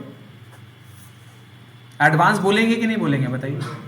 मैंने पेमेंट किया 18,000, नो डाउट करेक्ट है, मैंने 1 साल का पूरा दिया। लेकिन वो 1 साल कहां तक एंड हो रहा है वो मैटर होता है। वो 1 साल मेरा एंड हो रहा है 30 जून तक का, और मुझे खर्चा कहां तक दिखाना है? मार्च तक है। इसका मतलब मैंने खर्चा ज्यादा दिया है। कितना महीना का ज्यादा दिया है? अप्रैल, मई, जून एडवांस। तो वो खर्चा जो मैंने ज्यादा दिया है, क्या वो खर्चा मेरा करंट ईयर का एक्सपेंस में आना चाहिए? नहीं आना चाहिए। तो ये 4,500 रुपये मेरा एडवांस होता है ना सर। तो ये एडवांस मेरा किस में इंक्लूड है? 18,000 में। जब मैं 18,000 जब मैं यहाँ पे रेंट बोल के दिखाऊंगा, इंश्योरेंस बोल के दिखाऊंगा, तो ये 18,000 रुपये यहाँ आता है ना टू इंश्योरेंस। कितना रुपया आता है? लेकिन ये 18,000 रुपये क्या मेरा मार्च तक का खर्चा? आप लिखते हो ना फॉर द ईयर एंडेड 31 मार्च, तो क्या ये मार्च तक का खर्चा है? तो आपको तो मार्च तक दिखाना था। इसलिए यहाँ पे एडवांस बोलकर क्या करते हैं सर? 4,500 रुपये लेस कर देंगे। तो ये मेरा 13,500 रुपये जो मेरा खर्चा है, ये कब तक का है? मार्च तक का है। इसीलिए एडवांस को क्या करते हैं? लेस करते हैं। समझना है? तो मेरा क्लोजिंग वाला एडवांस क्या हो जाता है सर? लेस हो जाता है। अब सोचिए, अब नेक्स्ट ईयर में मैं फिर से रिन्यूअल कराऊंगा। 30 जून को मेरा एंड हो जाएगा। 30 जून के बाद में मैं फिर से उसको रिन्यूअल कराऊंगा। फिर से क्या होगा? 1 जुलाई 2022 से लेके फिर से मेरा 30 जून कहां तक होगा सर? 2024 तक होगा। सॉरी, 23 से लेके मेरा 24 तक होगा। अब इस साल का मेरा इंश्योरेंस कोई जरूरी क्या 18,000 ही लगेगा? बढ़ सकता है, घट सकता है। मेरा लग गया 19,000 रुपये। कितना लग गया? अब ये जो मैं पेमेंट किया, ये तो 19,000 जुलाई से लेके कब तक है? जून तक है। फिर से इसमें से 3 महीना का मेरा क्लोजिंग का एडवांस क्या हो जाएगा? लेस हो जाएगा। तो ये अब जब मैं इस साल का रिसीप एंड पेमेंट बनाऊंगा तो मेरा सिर्फ पेमेंट कितना होगा? 19,000 होगा। लेकिन बात बताइए, ये जो मैंने 3 महीना का 4,500 रुपया जो मैंने ऑलरेडी पे ऑफ कर दिया था, क्या वो फिर से दोबारा पेमेंट होगा? वो तो एक बार हो गया। लेकिन ये किस साल का खर्चा है? ये इस साल का खर्चा था, और मैंने पेमेंट कब कर दिया था? पिछले साल। इसको क्या बोलते हैं? Opening advance. क्या बोलते हैं इसको? खुद से सोचिए। क्लोजिंग एडवांस क्या हुआ? मैंने इस साल पेमेंट किया है नेक्स्ट ईयर के लिए। मैंने इस साल पेमेंट किया है नेक्स्ट ईयर के लिए। वो क्या हो गया? Closing advance. ओपनिंग एडवांस क्या होगा, मैंने पिछला साल पेमेंट किया था करंट ईयर के लिए, मैंने पिछला साल पेमेंट किया था करंट ईयर के लिए, ये मेरा कौन सा एडवांस हुआ, ओपनिंग। तो पिछला साल पेमेंट कर दिया था तो पिछला साल का तो खर्चा में ये पेमेंट में तो चला गया होगा, और पिछला साल मैंने इसको एडवांस बोल के लेस किया था, इस साल वो मेरा कहाँ होगा, एसेट साइड में ऐड होगा। अब इस साल क्या है, इसको फिर से पेमेंट करेंगे, तो जब इस साल जब मैं इंश्योरेंस दिखाऊंगा तो वो 4,500 रुपये इसमें इंक्लूड होगा, नहीं होगा। तो जब मैं यहाँ पे इसको इंश्योरेंस बैठाऊंगा तो 4,500 उसमें इंक्लूड है कि नहीं है, नहीं है, तो मैं उसको क्या करूंगा सर, ऐड कर दूंगा। तो ओपनिंग वाला एडवांस सिंस वो मेरे खर्चे में इंक्लूड नहीं होगा, बिकॉज मैंने उसको ऑलरेडी पिछला बार पेमेंट कर दिया था, वो इस साल का इंश्योरेंस में तो फिर से इंक्लूड नहीं होगा। अप्रैल से लेकर जुलाई मैं जो पेमेंट करूंगा 19,000 रुपये मैं कब से दूंगा, जुलाई से, तो ये मेरा पेमेंट में जाएगा ना सर, यही पेमेंट होकर फिर मेरा इनकम टैक्स एक्सपेंडिचर का कहाँ रहेगा, डेबिट साइड में 19,000। क्या है 19,000 में 4,500 रुपये का जो खर्चा पहले दिए थे वो इंक्लूड है, नहीं है, तो इंक्लूड करना पड़ेगा ना, इसलिए क्या करेंगे, ऐड कर देंगे। इंक्लूड नहीं है, करना पड़ेगा, ऐड कर देंगे। इंक्लूड ऑलरेडी है, नेक्स्ट ईयर का है, तो लेस कर देंगे। तो इसलिए क्लोजिंग वाला एडवांस क्या हो जाता है सर, लेस हो जाता है। ओपनिंग वाला एडवांस क्या होता है सर, ऐड होता है। समझ में आया सर, समझिएगा, नहीं समझ में आया सर रटिएगा, सिंपल सा बात है। लाइफ में दोनों को लेके चलिए, रैंचो को भी लेके चलिए, चतुर को भी लेके चलिए, दोनों जरूरी। जहां दिमाग काम करे, सेंस काम करे, लॉजिक समझ में आ रहा है, एक्सेप्टेड ले लो, रैंचो बन जाओ। जहां नहीं समझ में आए, माथा नहीं लगाने का, रट लो, समझिए, दोनों जरूरी। जैसा हदीस, अपने लोग हदीस पढ़ते हैं, कुछ कुछ हदीस हमारा लॉजिकल अंडरस्टैंडिंग है, अल्लाह ताला खुद बोलेंगे क्वेश्चन करो, समझो, लॉजिकल रीजन भी सोचो, राइट। तो कुछ कुछ हदीस हमें समझ में आता है, तो अपने लोग क्या करते हैं, एक्सेप्ट करते हैं विलिंगली। जो हमें समझ में नहीं आता तो क्या करते हैं, नहीं मानते हैं, नहीं हमको तो समझ में नहीं आ रहा, नहीं मानेंगे। क्या करते हैं सर, फेथ करके क्या करते हैं, मान लेते हैं। सेम यही चीज़ है, क्लियर है। तो क्लोजिंग वाला सर एक्रूड क्या करेंगे, ऐड करेंगे। ओपनिंग वाला क्या करेंगे, एडवांस में क्लोजिंग वाला क्या करेंगे, लेस। ओपनिंग वाला क्या करेंगे, क्लियर है। इतना बताया, लेकिन फिर तो तुम लोग फिर भी भूलेगा, देख लेना, जब सम करेंगे फिर तुम लोग भूलेगा। बोलिए सर, क्लियर हो गया, याद रहेगा। नंबर 3 और क्या है सर, और क्या है इसमें, इसमें आता है sir consumptions of postage stamps, stationery,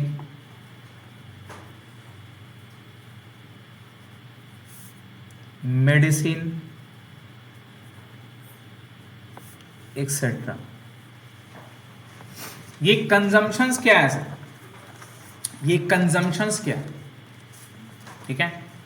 अब सीन समझिएगा।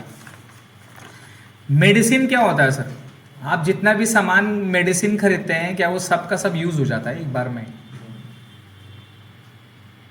वो जरूरी है। कुछ कुछ मेडिसिन क्या करते हैं, स्टॉक करके रखते हैं सर, घर में देखे होंगे, पैरासीटामोल, कालपोल और ये सारा दवाई सबके घर पे रहता है एनी टाइम। किस लिए स्टॉक करके रखते हैं भाई साहब, किसी को जरूरत पड़ा तो अर्जेंट बेसिस में दे दिए। सीन समझ में आ रहा है। तो मेडिसिन को स्टॉक भी तो करके रखते हैं। तो यहाँ पे आपको सीन क्या रहेगा, आपको रिसीप एंड पेमेंट में, ये रिसीप एंड पेमेंट जब आप बनाओगे तो रिसीप एंड पेमेंट में लिखा रहेगा स्टेशनरी। क्या लिखा रहेगा, स्टेशनरी। लिखा रहेगा मेडिसिन। क्या लिखा रहेगा, मेडिसिन। ये स्टेशनरी और मेडिसिन यहाँ पे दिया हुआ रहा। और एडजस्टमेंट में आपको स्टॉक गिवन दिया रहेगा। क्या गिवन रहेगा, स्टॉक। आपको लिखा रहेगा स्टॉक ऑफ मेडिसिन, ठीक है। ये मान लो मेडिसिन यहाँ पे 10,000 रुपये का, यहाँ पे रिसीप एंड पेमेंट में, और स्टॉक ऑफ मेडिसिन में आपको यहाँ पे लिखा हुआ 1 अप्रैल 2021 में आपके पास था 8,000 रुपये का, और 1 अप्रैल 2022 में आपके पास 13,000 रुपये का मेडिसिन बचा हुआ है। क्लियर है? ये हमें गिवन दिया हुआ रहेगा सर। तो रिसीव एंड पेमेंट में मेडिसिन कितना है सर? 10,000 रुपया। और स्टॉक करके दिया रहेगा कि भैया जब हम ओपनिंग में थे तो मेरे पास मेडिसिन कितना था? 8,000। और क्लोजिंग में कितना हो गया? 13,000। अब हमको क्या करना है? हमको यहाँ पे कंजम्पशंस निकालना है। क्या निकालना है? कंजम्पशंस निकालना है। मेडिसिन कंज्यूम्ड, मेडिसिन कंज्यूम्ड, हमें यहाँ पे कंज्यूम्ड निकालना है सर। और मेडिसिन कंज्यूम्ड या कंजम्पशंस का फॉर्मूला क्या होता है sir? Opening plus purchase minus closing. Opening plus purchase minus closing. ये जो परचेज वाला पार्ट है आपको कहाँ मिलेगा? रिसीप एंड पेमेंट में मिलेगा। कहाँ पे मिलेगा? अगर इस साल परचेज किए थे तो भैया पैसा दिए होंगे। पैसा अगर दिए होंगे तो कहाँ पे लिखा रहेगा? पेमेंट साइड में। तो पेमेंट साइड में जो गिवन दिया रहेगा उसे क्या निकल जाएगा सर? हमारा परचेज निकल जाएगा। और ये जो नीचे में गिवन है क्या एक्चुअल में? स्टॉक है। तो ओपनिंग वाला कितना है सर? 8,000 है। और क्लोजिंग वाला कितना है सर? 13,000 है। तो कंजम्पशन कैसे निकलेगा? 8,000 के साथ ये 10,000 क्या हो जाएगा? ऐड हो जाएगा। तो टोटल कितना होना चाहिए? 18,000। लेकिन मेरा क्लोजिंग में कितना बचा हुआ है? 13,000। इसका मतलब 5,000 का मेडिसिन क्या हुआ? यूज हुआ। क्या हुआ? यूज हुआ, कंज्यूम्ड हुआ। तो हमें इनकम एंड एक्सपेंडिचर अकाउंट जब बनाएंगे तो कितना लिखेंगे मेडिसिन पे? कितना लिखेंगे? 13। ये 10,000 नहीं जाएगा, कितना जाएगा? 5,000 जाएगा। तो 8,000 में से 8,000 था, फिर 10,000 रुपये परचेस किया, 18,000, और क्लोजिंग में कितना हो गया? 13,000। तो मेडिसिन कंज्यूम कितना निकल गया सर? 5,000। ये 5,000 रुपया जाएगा इनकम एंड एक्सपेंडिचर अकाउंट जब बनाएंगे। इनकम एंड एक्सपेंडिचर अकाउंट जब अपने लोग बनाएंगे तो यहाँ पे लिखेंगे, तो यहाँ पे लिखेंगे to medicine consumed, to medicine consumed, यहाँ पे लिखेंगे 5,000। ठीक है? ये मेडिसिन कंज्यूम वर्किंग नोट्स में बना के अपने लोग 5,000 रुपये जो आया वो यहाँ पे लिखेंगे। क्लियर हो गया?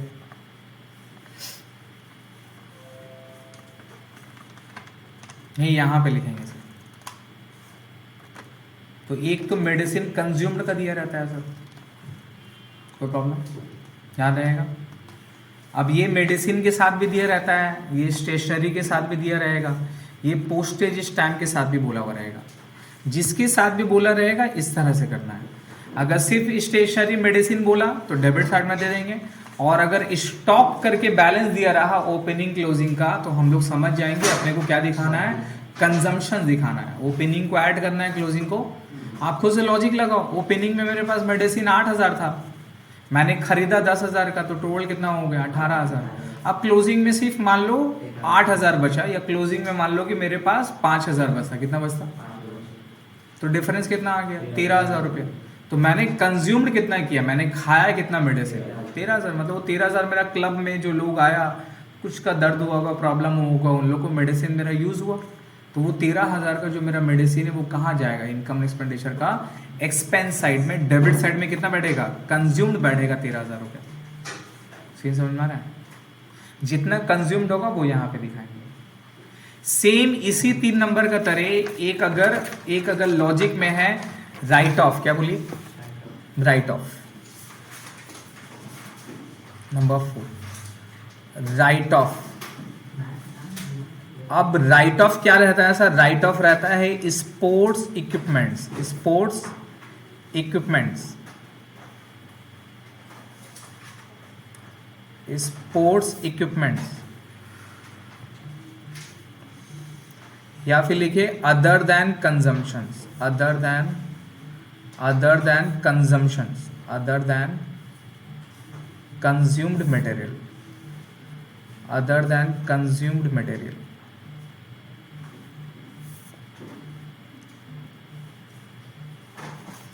एक मिनट रुकिए। Yes sir, hello.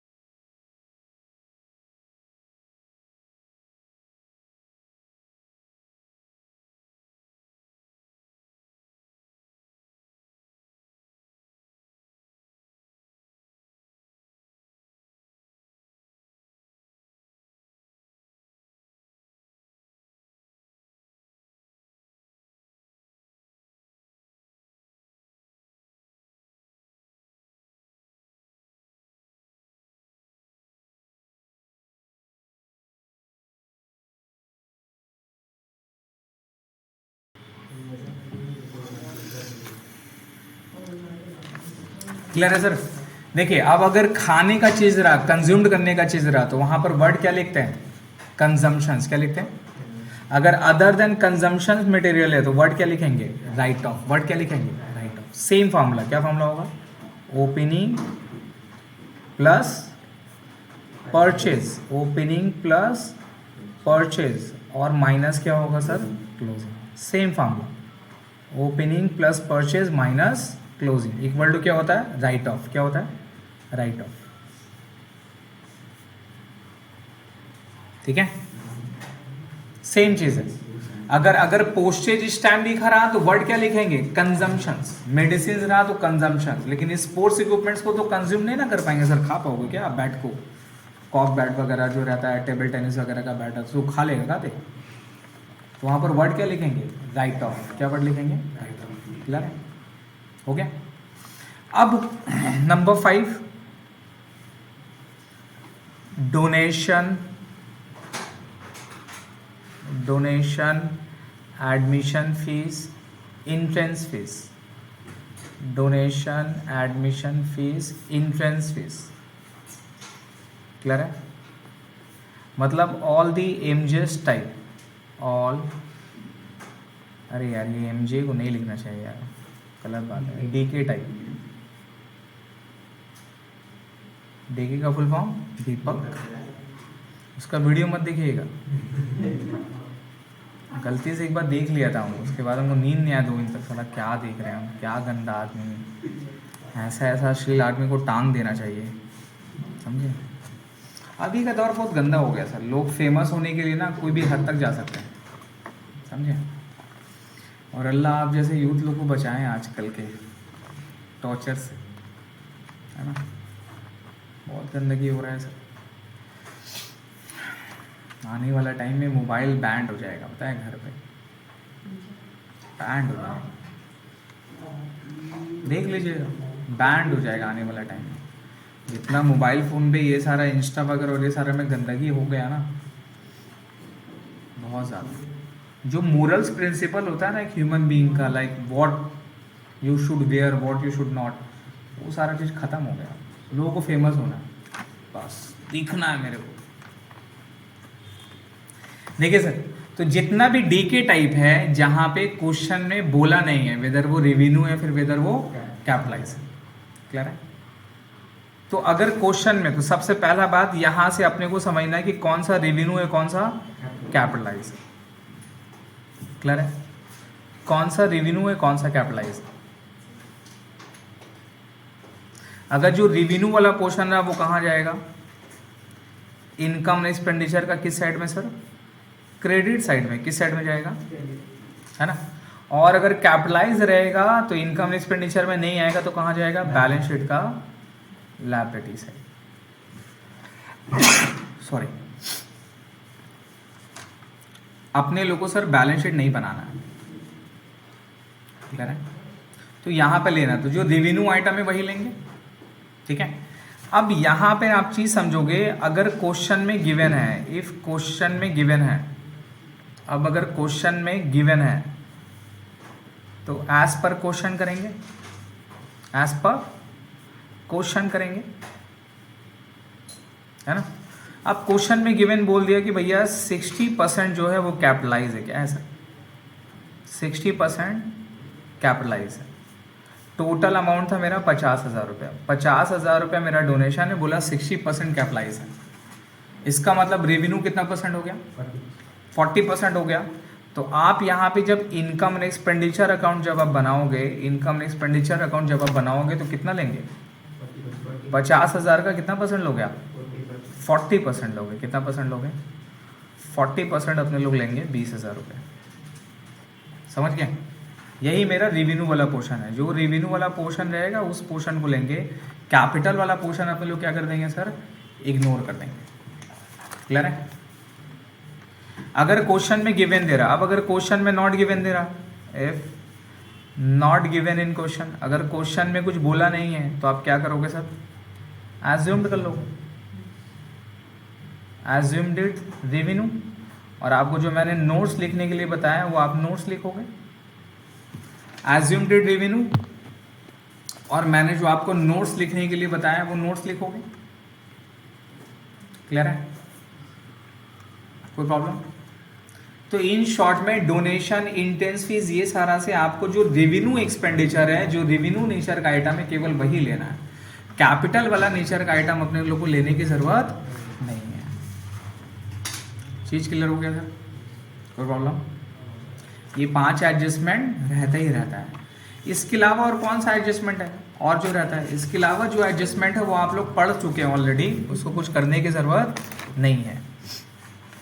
एग्जाम्पल के तौर पर इसके बाद जो एडजस्टमेंट रहती है नंबर 6 पे, वो लोन का कभी कभी दे देता है sir. Loan and interest on loan, remember? ऐसा कर चुके ना आप?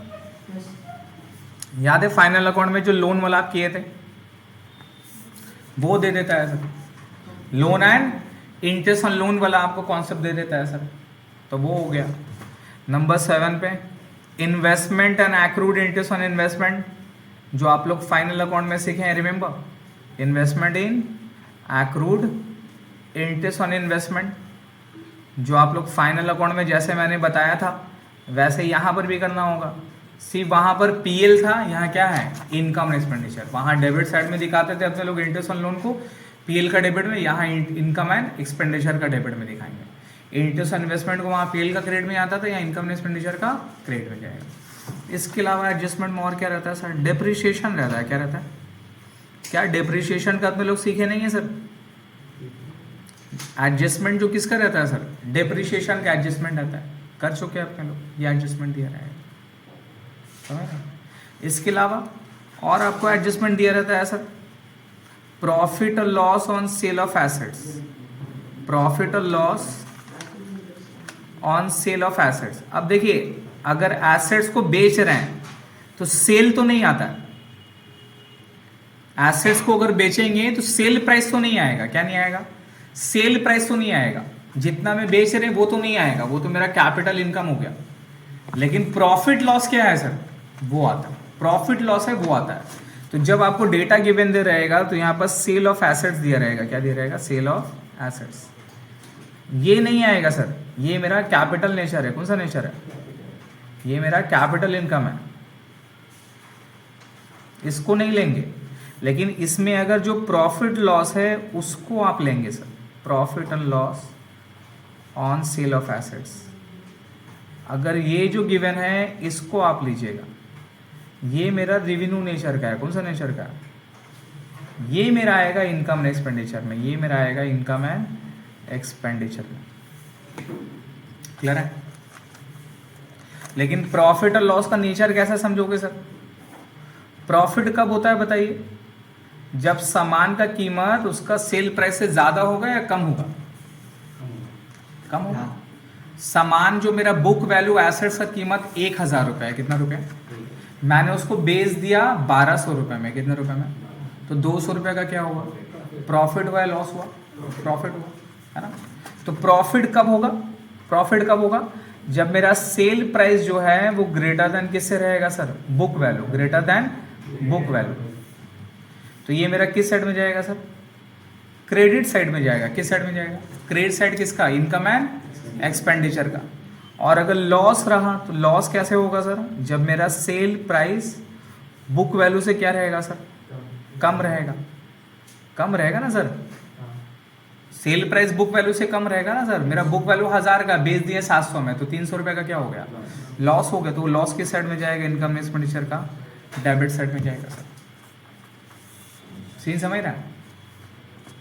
कोई प्रॉब्लम? ये सारे एडजस्टमेंट आपको दिए हुए रहेंगे सर। बस एक बार एडजस्टमेंट को रीड कर लीजिए जो मैंने लिखा है।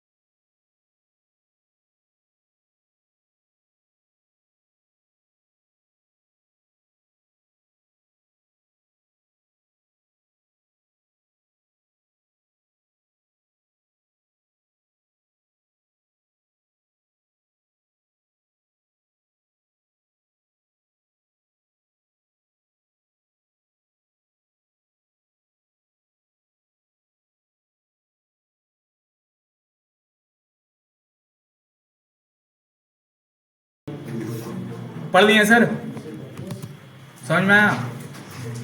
एक क्वेश्चन बनाते हैं, चलिए।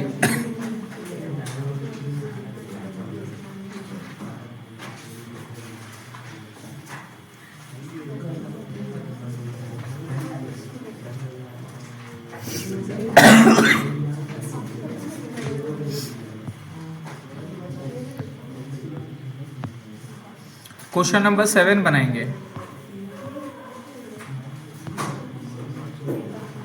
क्वेश्चन नंबर 7 बनाएंगे सर, लैंड होकर रियली।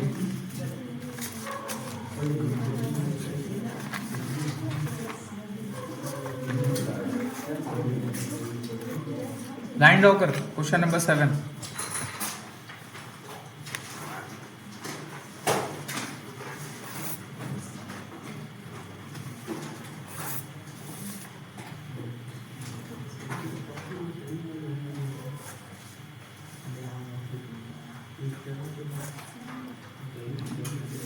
जितना बैकअप सब डाल दिए, चेक किए हैं?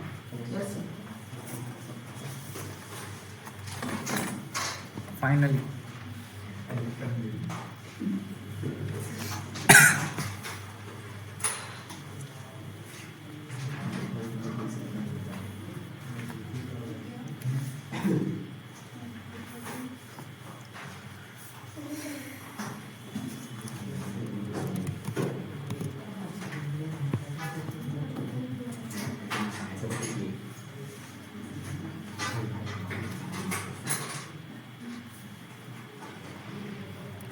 इन द बुक्स ऑफ, नाम क्या है बाबू?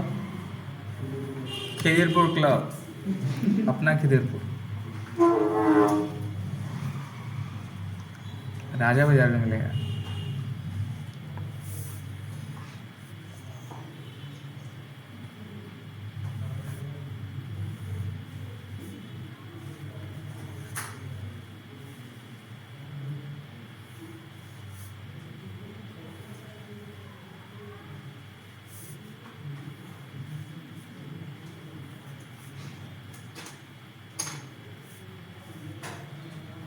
ईयर एंडेड क्या है सर? 31 मार्च 2017।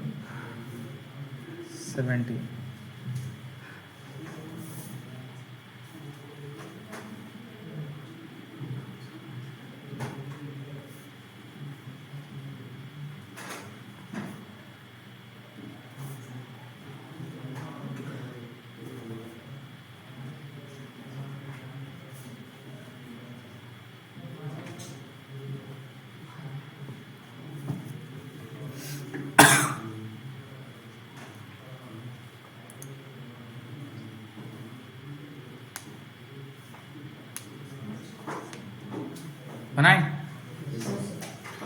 पढ़िए।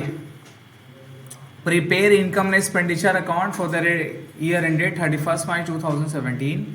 The receipt and payment account of Khidirpur Club for the year ended 31 March 2017 is stood as under receipt payment. Cash in hand opening balance 21,000 रुपया, ये लेंगे क्या? ये तो ओपनिंग कैश बैलेंस से नहीं आता। नाउ सब्सक्रिप्शन 3 साल का दिया हुआ है, 2015, 16, 16, 17, 17, 18। हमारा ईयर कौन सा है? 31 मार्च 17 है, तो ईयर कौन सा हो गया? 2016-17। किसी को नहीं समझ में आता है ये वाला 16-17 कैसे हुआ? कोई भी ऐसा माँ का लाल, हरा, पीला, नीला है जिसको नहीं समझ में आ रहा है कि 16-17 कैसे हुआ? समझ में आता है कैसे हुआ? एंड हो रहा है 31 मार्च को, तो स्टार्ट कब होगा? अप्रैल को होगा, तो 16-17। अब सब्सक्रिप्शन 3 साल में से करंट ईयर वाला कौन सा है?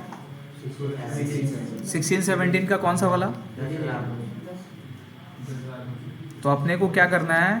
सिर्फ यही वाली लेंगे, ये दोनों को नहीं लेंगे सर, ये दोनों नहीं आएगा।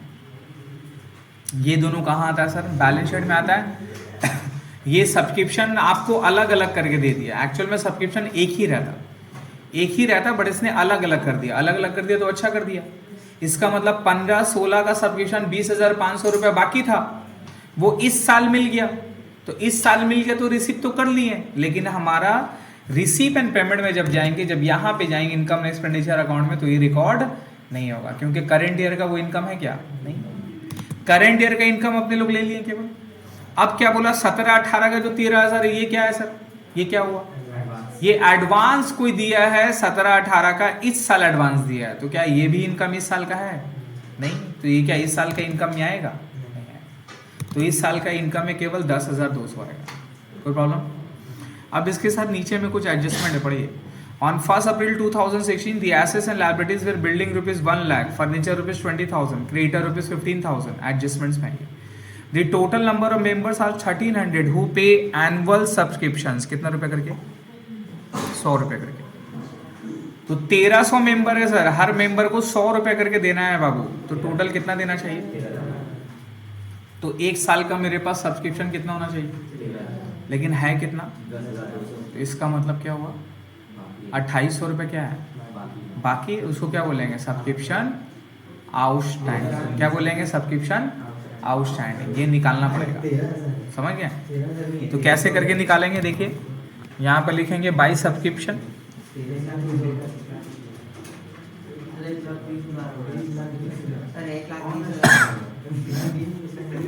नहीं वो ठीक होगा, तो 10,200 रुपये यहाँ पर लिखेंगे सर, ठीक है। अब इसमें ऐड कर देंगे, या तो आउटस्टैंडिंग लिखिए या तो फिर एक्रूड लिखिए, जो भी लिखिए। आउटस्टैंडिंग इसको कहाँ निकालना, नोट नंबर 1 पे निकालना, क्लियर है। नोट नंबर 1 पे निकालना है सर। 130 मेंबर कर दीजिए, 130 मेंबर कर दीजिए। तो आइए नोट नंबर 1 पे बनाते हैं सर।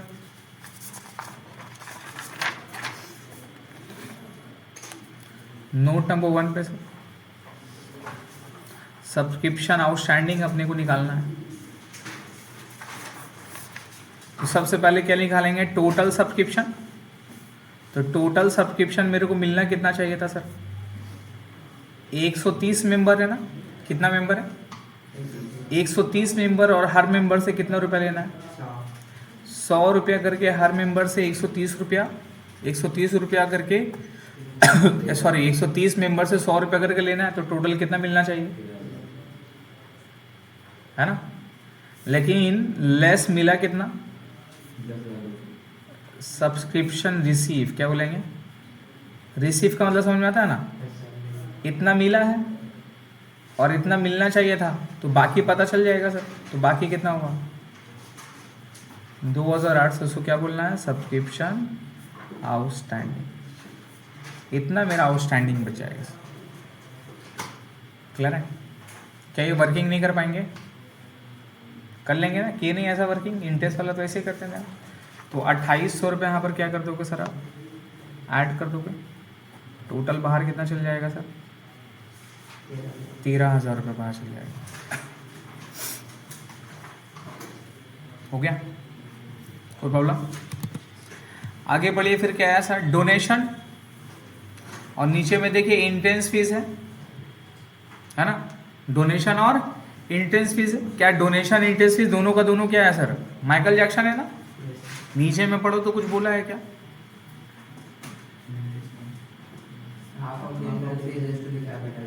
तो इंट्रेंस फीस के बारे में तो बोल दिया, लेकिन डोनेशन के बारे में कुछ बोला है क्या, तो क्या करना होगा, एज्यूम्ड करना होगा। अगर एज्यूम्ड करेंगे कि डोनेशन मेरा रेवेन्यू है तो ले लेंगे, अदरवाइज नहीं लेंगे। तो अपने लोग लेंगे तो एज्यूम्ड क्या करना होगा, रेवेन्यू। तो बाय डोनेशन 16,600, एज्यूम्ड में sir note number 2, note number 2 में लिखे एजम्पशन, वहाँ पे जो लिखाए थे आपको एजम्पशन लिखे नोट नंबर 2 में।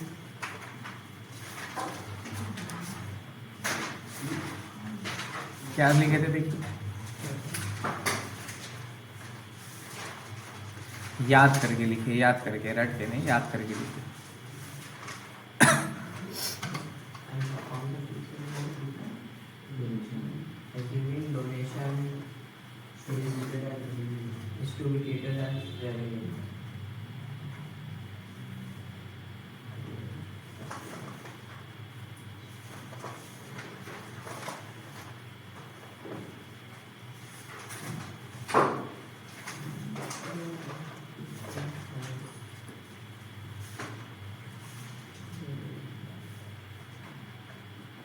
हो गया सर। डोनेशन ले ली, उसके बाद क्या है, रेंट है। अब रेंट तो आता है ना सर, ये रेंट क्या होगा, रेंट रिसीव होगा ना सर। तो रेंट रिसीव कितना रुपया रेंट है सर, 3,000 रुपया, ठीक है। उसके बाद देखिए सर फिर क्या है, इंटरेस्ट है सर, इंटरेस्ट है ना, इंटरेस्ट है उसके बाद। लेकिन इंटरेस्ट में देखिए कुछ बोला हुआ है 2 नंबर पॉइंट पे, इंटरेस्ट पास accrued on investment for 4 months at कितना % इंटरेस्ट पे। तो ये रहा इन्वेस्टमेंट, 75,000 का इन्वेस्टमेंट किए थे, उससे इंटरेस्ट मिलना चाहिए। तो कुछ इंटरेस्ट तो मुझे मिला है, ये 1,500 रुपये का इंटरेस्ट तो मुझे मिला है, लेकिन और 4 महीना का इंटरेस्ट बाकी है। तो ये बाकी वाला इंटरेस्ट क्या बोलते हैं, इंटरेस्ट एक्रूड। और ये इंटरेस्ट एक्रूड इंटरेस्ट के साथ क्या हो जाता है सर, ऐड हो जाता है। याद करिए फाइनल अकाउंट, कुछ नया नहीं बता रहा हूँ, सब फाइनल अकाउंट का एडजस्टमेंट है। तो इंटरेस्ट निकालना होगा सर नोट नंबर 2 पे। Note number 3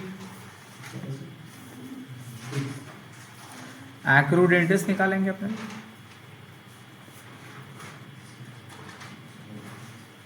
accrued interest on investment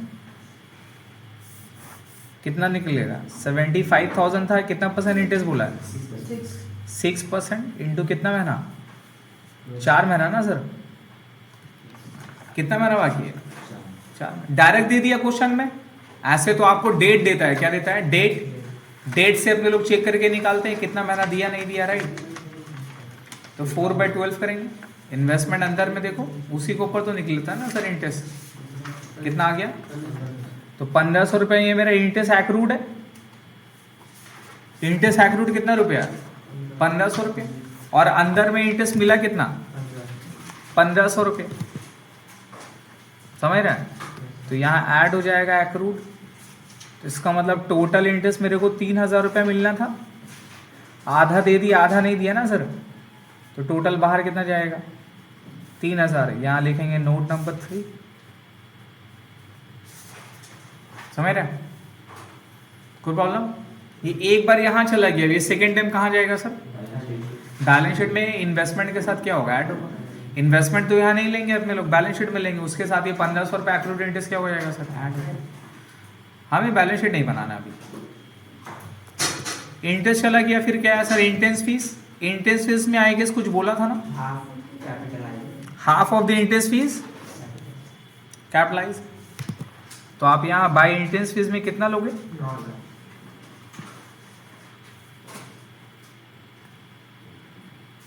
18,000 का क्या पूरा ले लेंगे, हाफ लेंगे। और हाफ कौन सा वाला पोर्शन, कैपिटलाइज वाला या रेवेन्यू वाला, रेवेन्यू वाला। तो आप क्वेश्चन में दिए तो देखिए एज इट इज ले लिए क्वेश्चन के हिसाब से, नहीं बोलेगा तो एजम्पशन होगा। इंटरेस्ट फीस किसके बाद क्या है सर, इनकम फ्रॉम इन्वेस्टमेंट, ये आता है 7,000 रुपये का। देखिए बाई साइड में, by income from investment.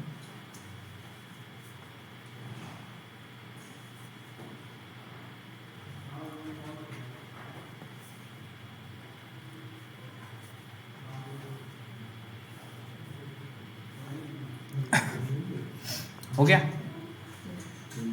Bye income from investment. Oh sorry,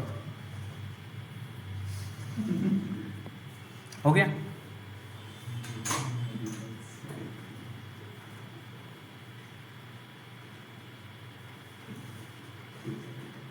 हो गया सर,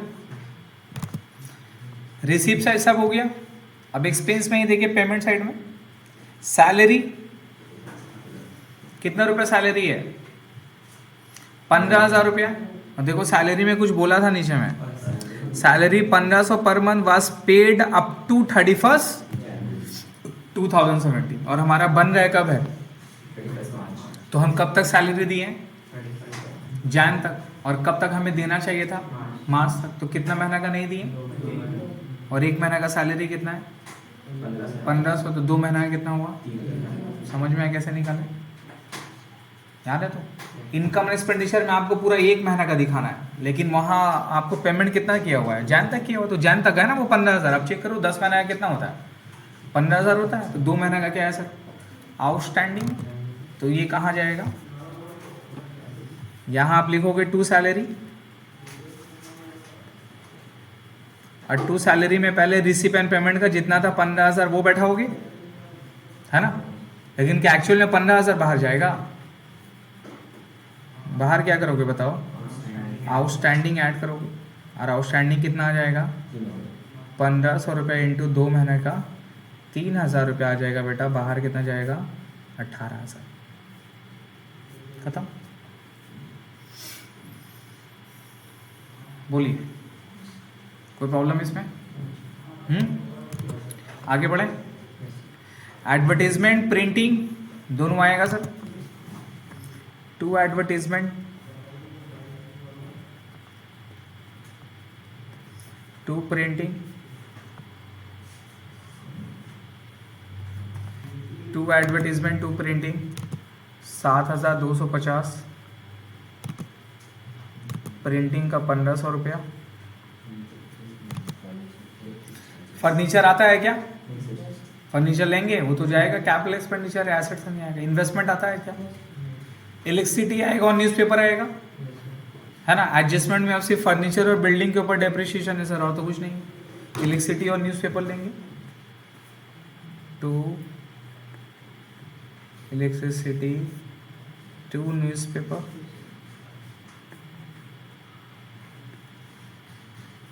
इलेक्ट्रिसिटी और न्यूज़पेपर देखो कितना रुपये, इलेक्ट्रिसिटी 600 रुपये और न्यूज़पेपर कितना रुपया सर, 400 रुपया। कैश इन हैंड आएगा क्या क्लोजिंग का, और एसेट्स लायबिलिटी ओपनिंग का दिया हुआ ये भी आता है क्या, नहीं आता है। अब सिर्फ क्या निकालना है, डेप्रिसिएशन निकालना है। देखो तो डेप्रिसिएशन फर्नीचर के ऊपर 5% बोला है, और बिल्डिंग के ऊपर कितना परसेंट है, 4% है। तो डेप्रिसिएशन निकालना होगा, तो वर्किंग में निकालेंगे। नोट नंबर 4,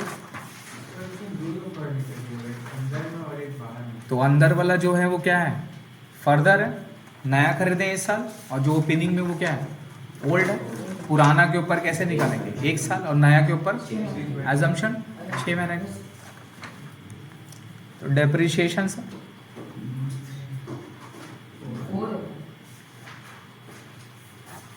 तो डेप्रिसिएशन पहले बिल्डिंग पे निकाल लेते हैं,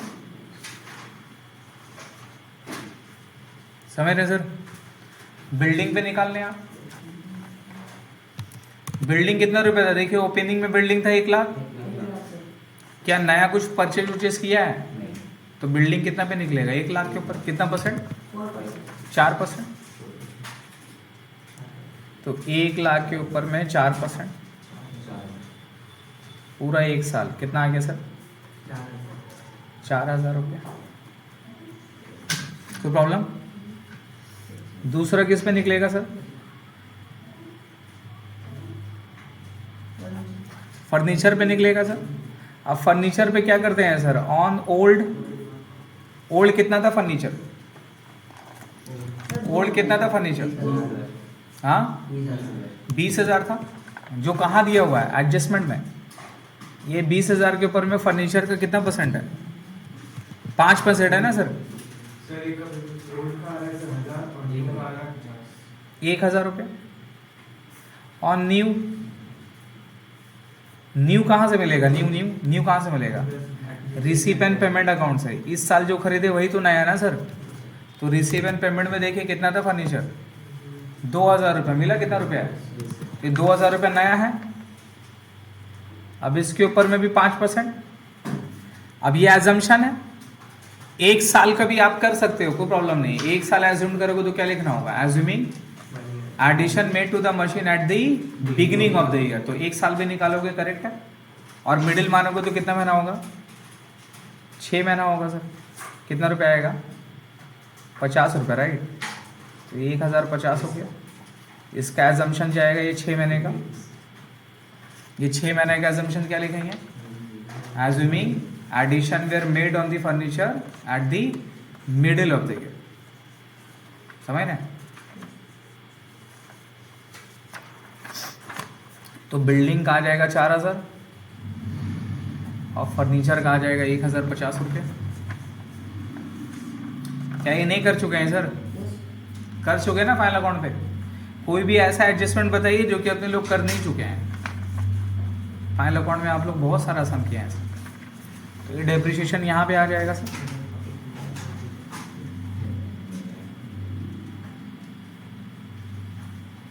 टू डेप्रिसिएशन ऑन बिल्डिंग 4000 रुपया।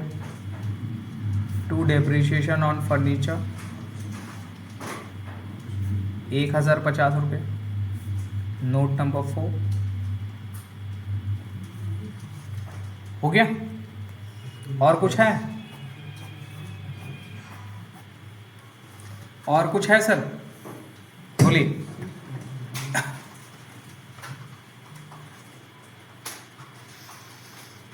टोटल आएगा सर 51,600 और सरप्लस आएगा 18,800। 51,600 और यहाँ क्या आएगा surplus? 18,800 to surplus excess of income over expenditure. ये वर्ड लिखिएगा हाँ सर। अगर ये वर्ड हम चेक करेंगे नहीं लिखा रहेगा तो 2 नंबर काट लेंगे गुस्सा से।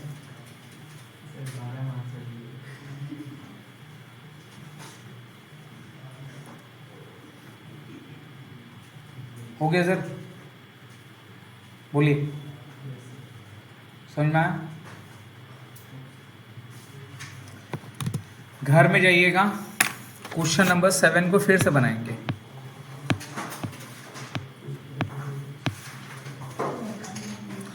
क्वेश्चन नंबर 7 अगर बन जाएगा तो क्वेश्चन नंबर 11 बनाइएगा।